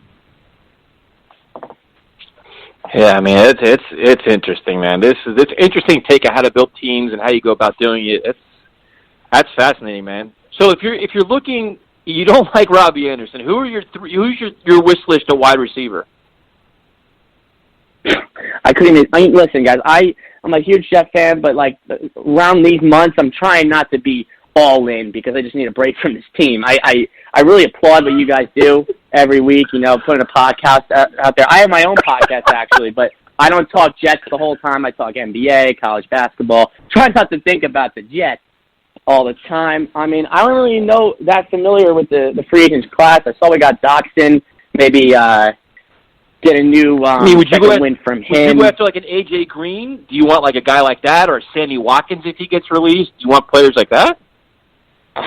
Over Robbie Anderson, not a doubt in my mind, guys. I think those guys are way more. This is like a personal vendetta now. My goodness. I really don't. It's funny. I actually went to the Eagles Jets game, and Robbie. I was close to the end zone, and Robbie was at the end because we didn't really make it past our own 25 that entire game. But I said, Robbie, make sure you eat a cheesesteak while you're here. Put some meat on those bones. And he looked at me. I couldn't believe it, because he looked right at me. But I really believe, like, come on, we got to put some meat on him. He's going to get hurt. He's going to get hurt. He's going to get hurt if he doesn't get that 12-year-old frame. Oh, my goodness. Poor Robbie, man. You just took a beating tonight. I don't know what happened there. That's just... Yeah, look, I want to thank him for calling in. He's clearly very, concerned with Robbie and his meal intake. But, we'll see what happens with Robbie as far as, free agency coming up. But, again, I want to, thank him for calling in. He called in with the fire, man. Yeah, so once again, we have a couple more calls. 929-477-2651. Check us out. You can hear the show on replay, Spreaker.com. We're on YouTube, Instagram, Twitter, Facebook, everything. Let's Talk Jets Radio. Check it out. Interact with us. And we're going to this call. This is my favorite part of the show. Hands down, my favorite part of the show. Because I have my popcorn sitting right here. I have a nice ice-cold beer. I'm just going to sit here and enjoy this. This is my time to just enjoy Joe lose his mind. What's up, Justin? Well, what's Justin, going how you on? doing, man? We're doing good. How are you, man? We're doing all right. I mean, I don't understand why people are giving Joe Douglas credit. This guy has done nothing. I mean, he's saying Jamal's going to be a Jet for life. I mean, this nonsense is it just sucks. I mean, the guy is already saying we're already causing trouble for Jamal Adams. I can see it already. Like saying he wants Jamal to be a Jet for life. I can see the problems coming already with him. Well, first off, I want to thank you for calling in, Justin. I don't really understand what the problems could be caused with Adams at this point. I think again that's just a lot of posturing, Justin. I don't necessarily put much stock into what Joe Douglas is saying as far as guys that could be getting contracts or even guys that could be getting moved, because there's still a possibility of Adams possibly getting traded this offseason, right? I mean that will still be there, correct? Yes, so, I don't think you have to put a lot of stock into that whatsoever, but since we're talking about Adams,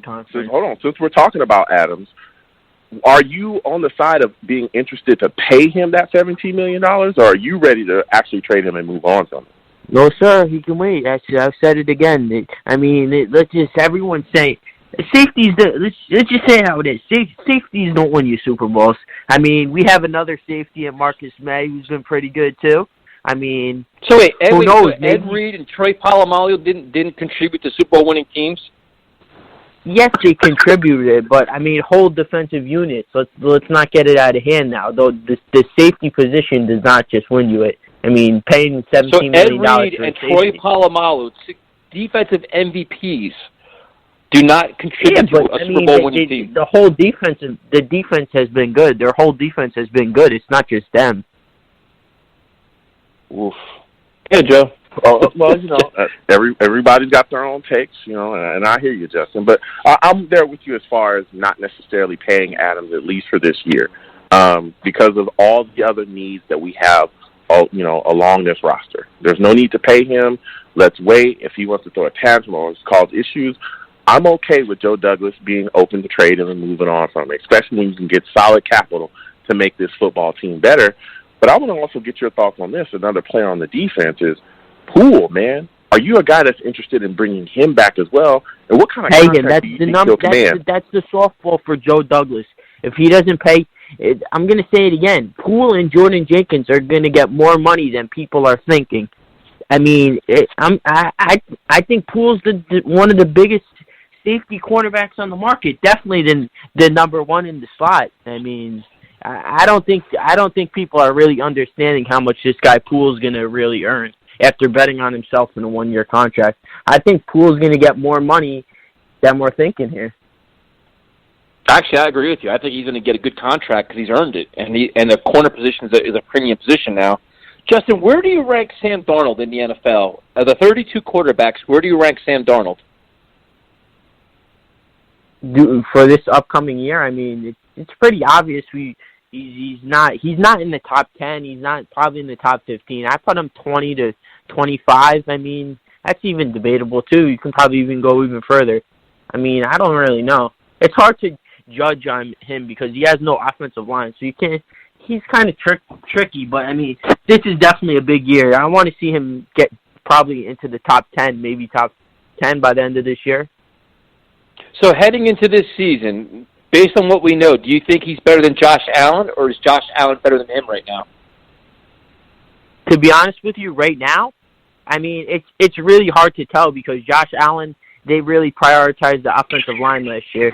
So I would say Josh Allen is ahead of him right now. But, I mean, potential-wise, I'd take Darnold over him any day, though. Goodness.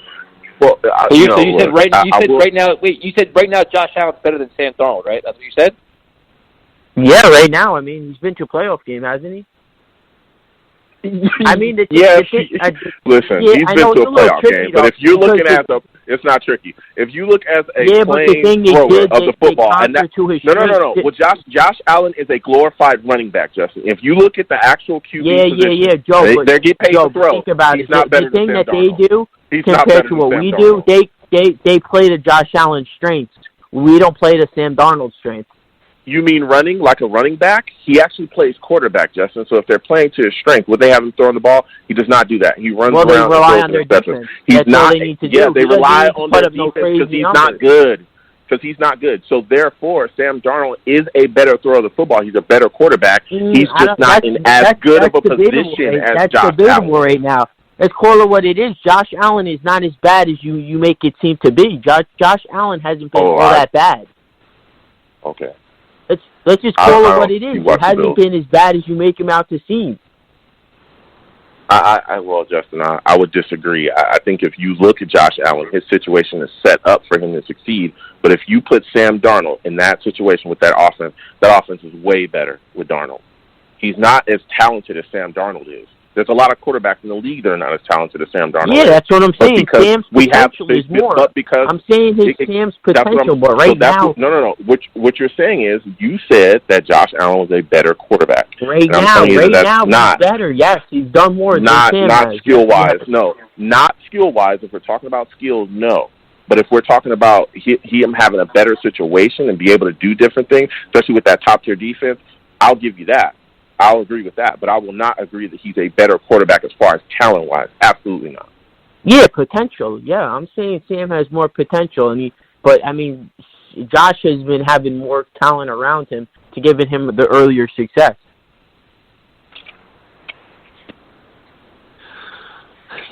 You okay, Joe?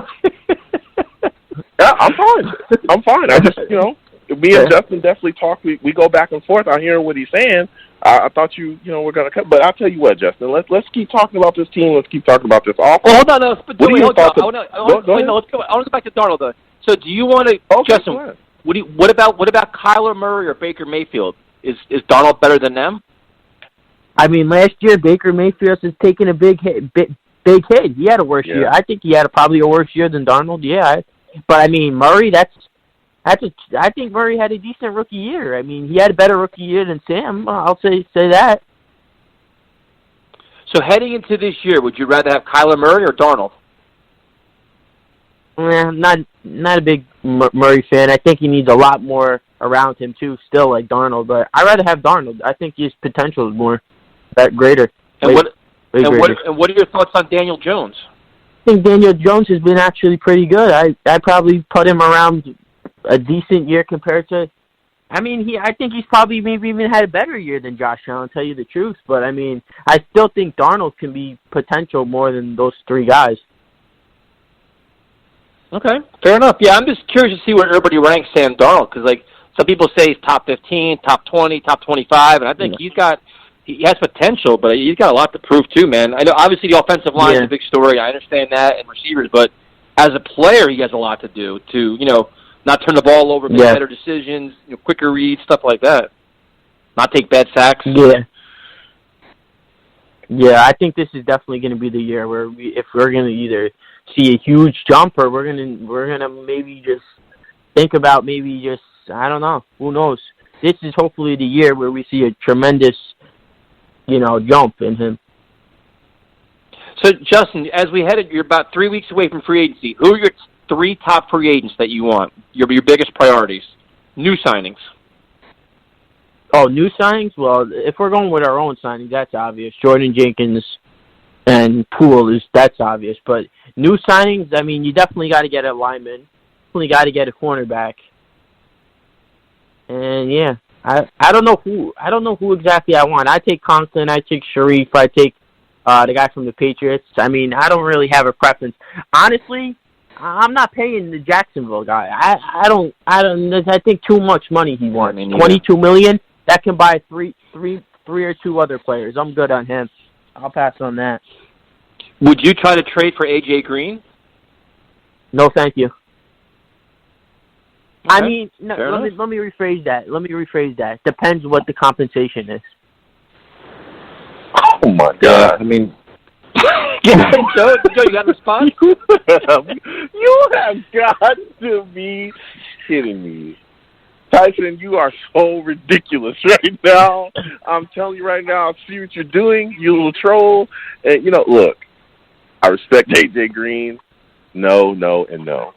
There's no reason that we should be trading. Injury prone. No, come on, Justin. Yeah, no thanks. Yeah, usually, I could just, but if I could really just rip your head off. But come on. Let's not get me wrong. If you're going to give me for a bag of chips a 6th rounder, I would consider that.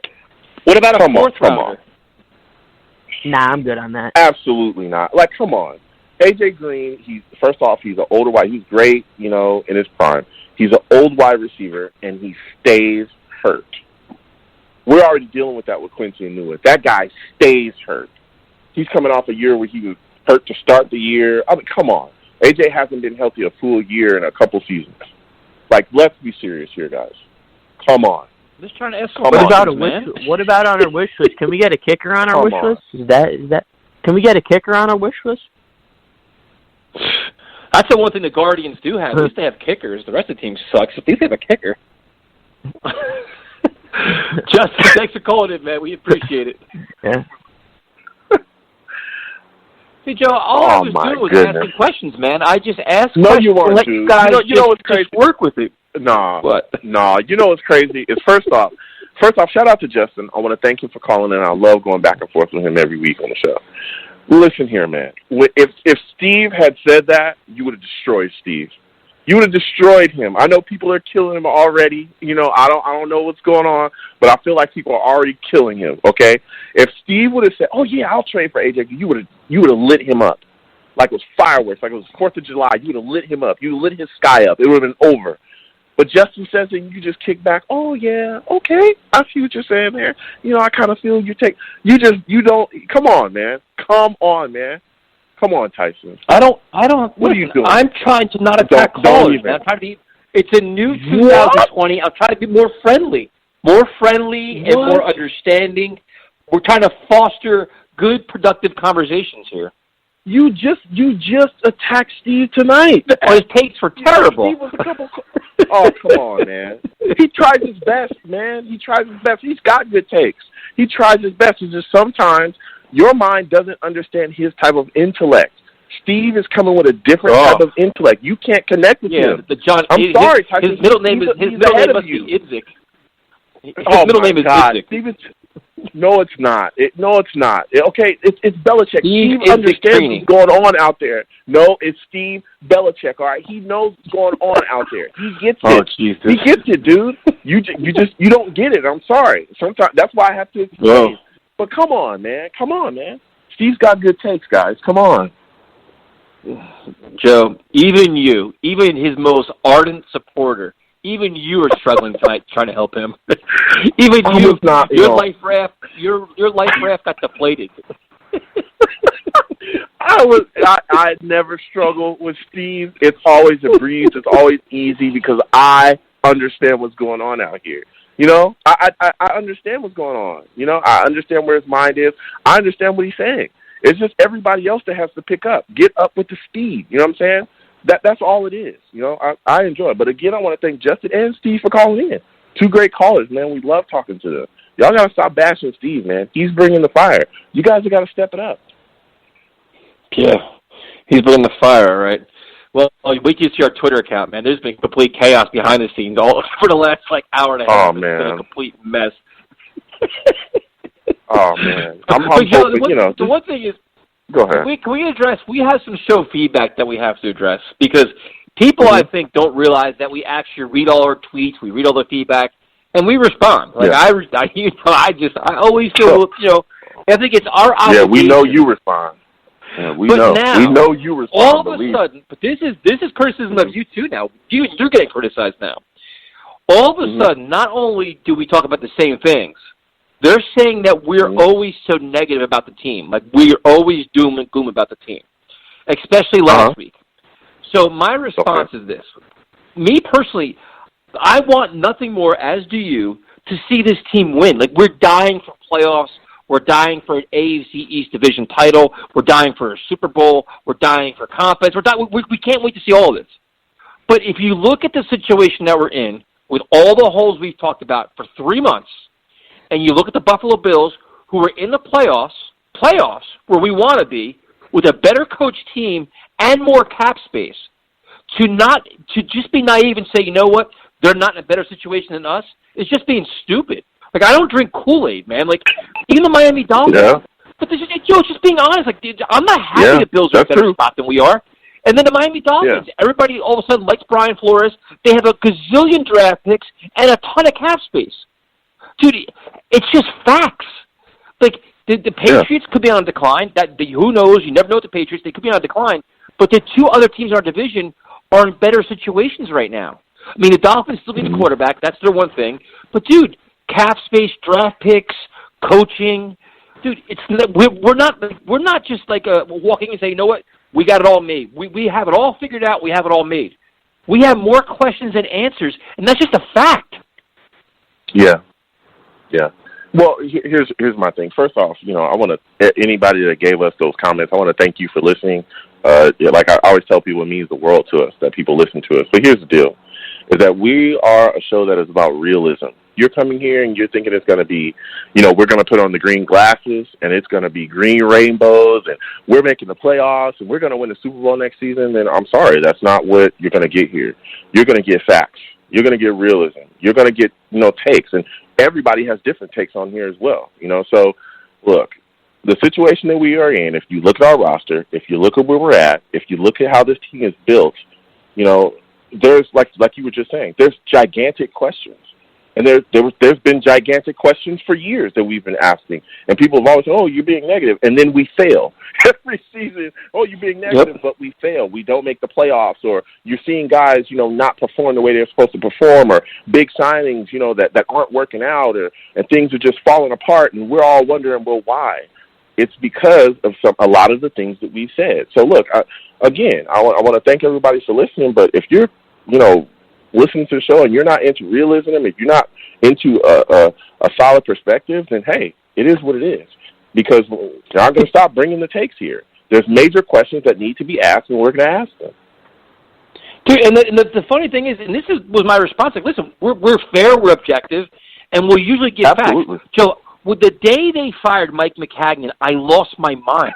And I was blowing a gasket because the timing of it was ridiculous. And they're like, oh, it's better now than never. No. The timing of it was atrocious. It was horrendous. Yeah. And guess what? We're paying for it now. Like, listen, I love C.J. Mosley as a player. But look at the contracts that were given out last year. And we all know that Joe Douglas would not have given those contracts. You let the guy give out these contracts. So not only did you fire him at the wrong time, they completely mismanaged it. And everybody told us we're wrong. We're so wrong that right now we're right. That's how wrong we are. Right now we're right because all the problems we have is because of when they did it. But look, the Le'Veon Bell contract, the Tremaine Johnson contract, C.J. Mosley contract. Look at all these contracts, dude. They're a problem right now. Yeah, and not just that. If you look at one of the contracts that was signed with Adam Gase as well. The draft. But if you look at Adam Gase, I remember literally laying down, hey, this guy is not who some of you think he is. I was called negative then. I mean, shells.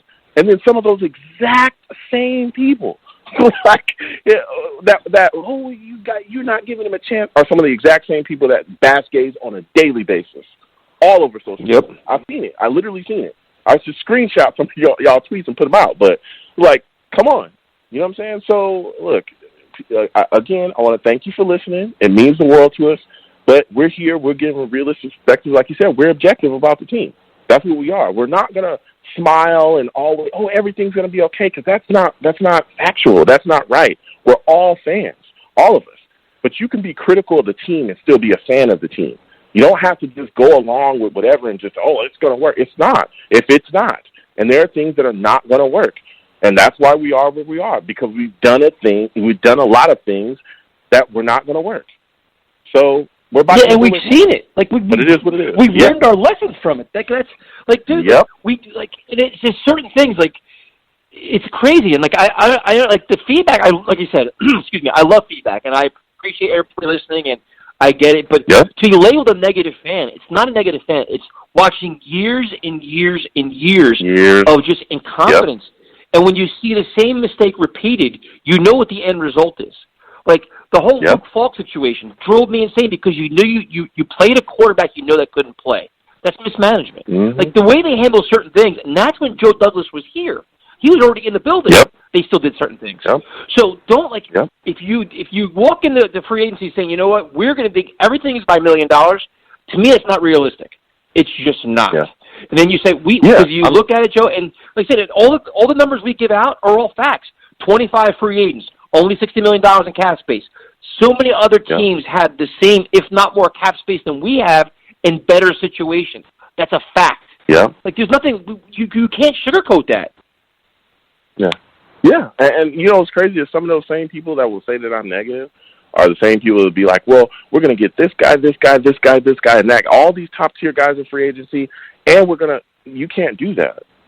But when you say that, when you bring realism, like, hey, look, you can't sign all 5 of the top-tier, you know, offensive linemen and then trade for Odell Beckham, and then you can't afford that. That's not possible. Even if you'd have no depth. After, like, when you point these out, then you're negative. No, I'm not negative. I'm being real. Like, this is not going to be a 1-year fix. That's not what's going to happen here. You know, and look, like I said, I want to thank everybody for listening, but it is what it is. You have to bring a realistic perspective when you watch this football team. That's what we bring to the show, a realistic perspective. We're not going to sit here and talk about signing 50,000 guys to better this football team when we know that that's not possible. It's not. So yeah, and the thing is, it's just, and the other take that drives me crazy, and actually the one caller said tonight was like, we're just going to draft that. We're just going to draft offensive linemen, and we're going to be good. Yeah. And if anything tells us, like, history tells us, if you're lucky, if you have 8 draft picks, if you're lucky, 4 of them pan out. So just because we have 8 picks, obviously, you may hate, every once in a while, you may get 6 great players or 6 good players that contribute. Wonderful. I'm cautiously optimistic and say I'm happy to get 4. And with the Jets getting 4 out of 8 would be a jackpot compared to Mike McCagnon's nonsense. But the expectations, Joe, it's like, oh, you know what? Joe Douglas is so great. Whoever he picks is going to be, a legitimate starter. So we're getting 5 starters through the draft. We're getting 6 starters in free agency. There's 11 players. Dude, that's like Madden. That's not real world. We've seen this, right? Like every year we go through the same nonsense where it's like, oh, we had 6 picks. We're going to hit on 5 of them. What? We hit on maybe 2. But we got to just keep our eyes open and just listen. Like we all want to be fans. We all want to see success, but we just got to be like, listen, realistic about things. Understand the situation we're in, and we need some good. We need some good fortunes. We need some good luck and some lucky breaks. Yeah, yeah, and that's exactly what we need. And I think that, again, the big sticking point, the big word for this section, realism. We have to be realistic about, our expectations of what's going to be done in free agency and, things moving forward. We have to be realistic, and we also have to be smart. Like you said, we're all Jets fans. We've seen mistakes repeated over and over and over again with this franchise. That's why we're in the position that we are in. We watched Mike McCagnon draft poorly and then try to use free agency to supplement the lack of talent that he would get in drafts. We saw that didn't work, but we also saw that before. We saw that with Tannenbaum. He was doing some of the same things. We saw that. So if you keep seeing these things be repeated, you can't just be like, oh, well, hey, everything's going to work. We're going to win a Super Bowl. That's not how it's going to work. You're going to feel the impact of that sooner than later, and we're feeling it now. We're feeling those bad drafts in 2015 where our entire draft class was on. We're feeling these other those other gaps and holes in the draft when you're drafting our Darius Stewart and Chad Hansen. Oh, those are mid-round. Remember, those are just mid-round picks. Who cares? As long as you get the first round, that's all that matters. Even last year. Remember, mid-round picks don't care. There used to be people literally calling out, guys calling in saying, oh, mid-round picks don't matter. It doesn't matter. As long as you hit the first round, that's all that matters. Well, you see the impact of that when the rest of our team is not very good. And our depth is bad. Those are mid-round picks. That's what they would be. So, saying that, it is what it is. We have to stay realistic. We bring a realistic perspective to the show about this team. I'm sorry, we're not going to be all green glasses and rainbows. It's just not what it is, And that's great. And if we're being completely honest about it, I'm ridiculously nervous of how the Jets address offensive line, especially the left tackle. That's my biggest concern. Because if we learn anything over the last week, I'll tell you why. Is because last year Sam took a beating, and he's getting injured, he's getting happy, he's getting all this. The last thing I want to see is an inconsistent left tackle and Sam running for his life again next year, especially on his blind side. At least give the kid a fighting chance. So I'm hoping that I don't want a Band-Aid, I don't want a stopgap, I don't want a guy that's going to be getting. We've seen bad left tackles over the years, dude. I'm just just solidify that at least. Yeah, but I hear what you're saying, but I'm not concerned about it because I don't necessarily think that Joe Douglas really has another option except for drafting one in the first round. I don't think he has another option because even if you sign Conklin, I don't know if Conklin can come in and be, or if you sign him. I mean, he's going to want quite a bit of money, but I don't think Conklin would be the option that we would bring in to, like, solidify that left tackle spot. I think that Joe Douglas is probably going to draft. If we do get a guy like Conklin, he'll probably play right tackle. I mean, unless he's forced into the left tackle position. So I think, and I've said this all along, that I think our left tackle position is going to be solved in the first round of the draft. I really do. That's where I think we're going to have to go. And I've been screaming for that for years.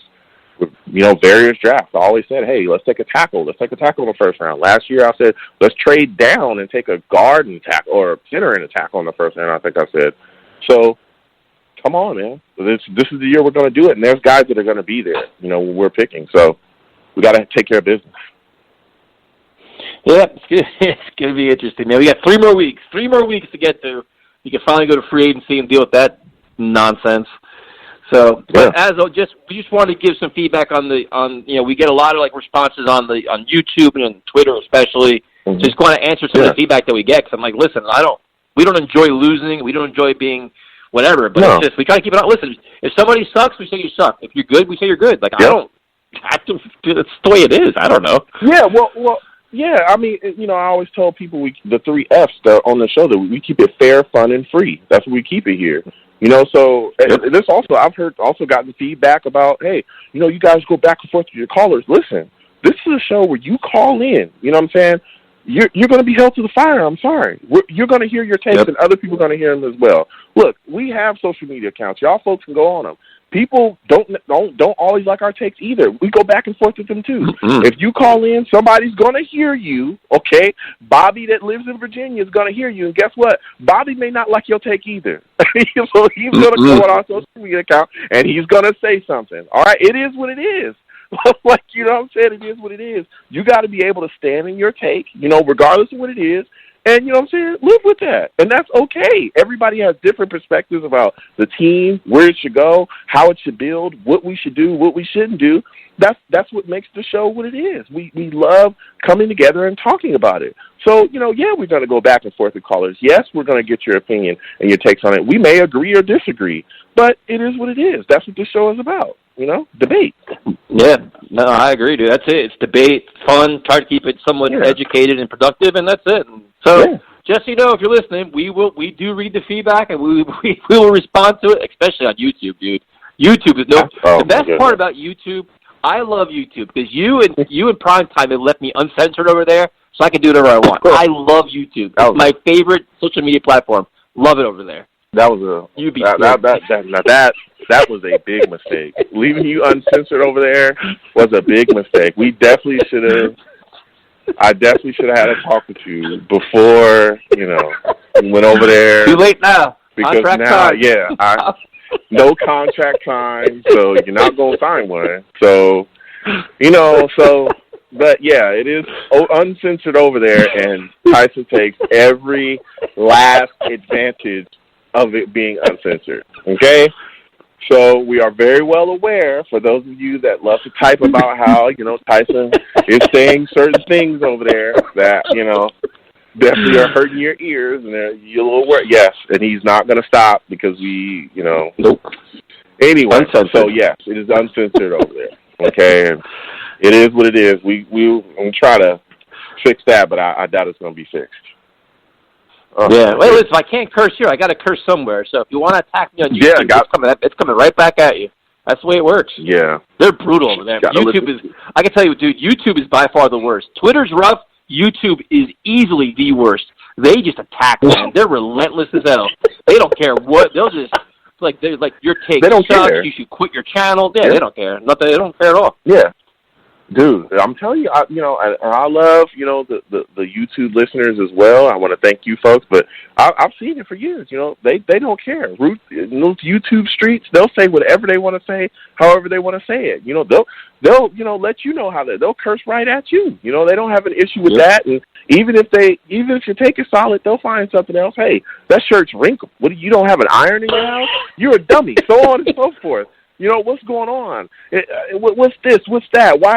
Turn up your lights. You know, you know what? You need to brush your teeth. They'll say all kinds. I've seen them say all kinds of crazy stuff. You know, I don't like your nose. Your eyes are ugly. You know, all kinds of crazy stuff on YouTube. So it is what it is, you know. But, hey, we want to thank you folks for listening as well. So it's the truth, man. They're ruthless. It is. So as we wrap things up, we're live every Tuesday night, 8 o'clock.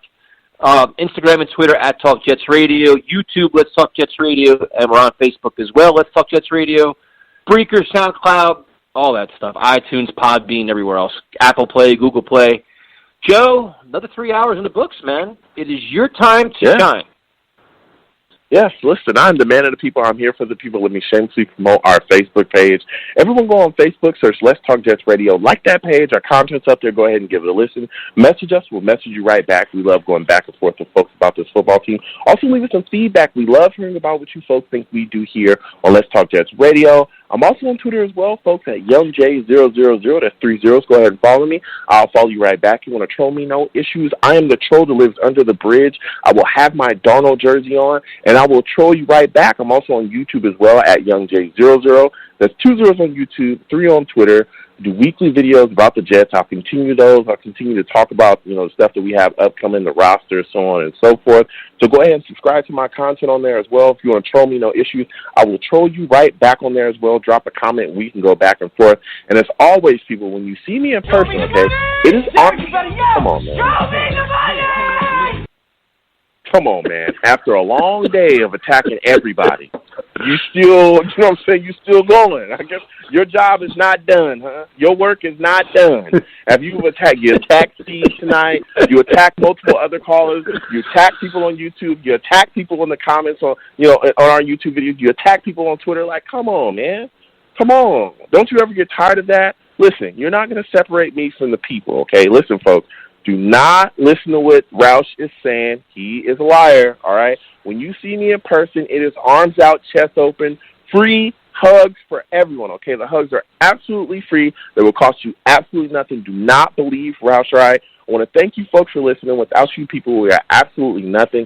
Thank you for taking the time out of the day to listen and call into the show. You folks are the absolute best.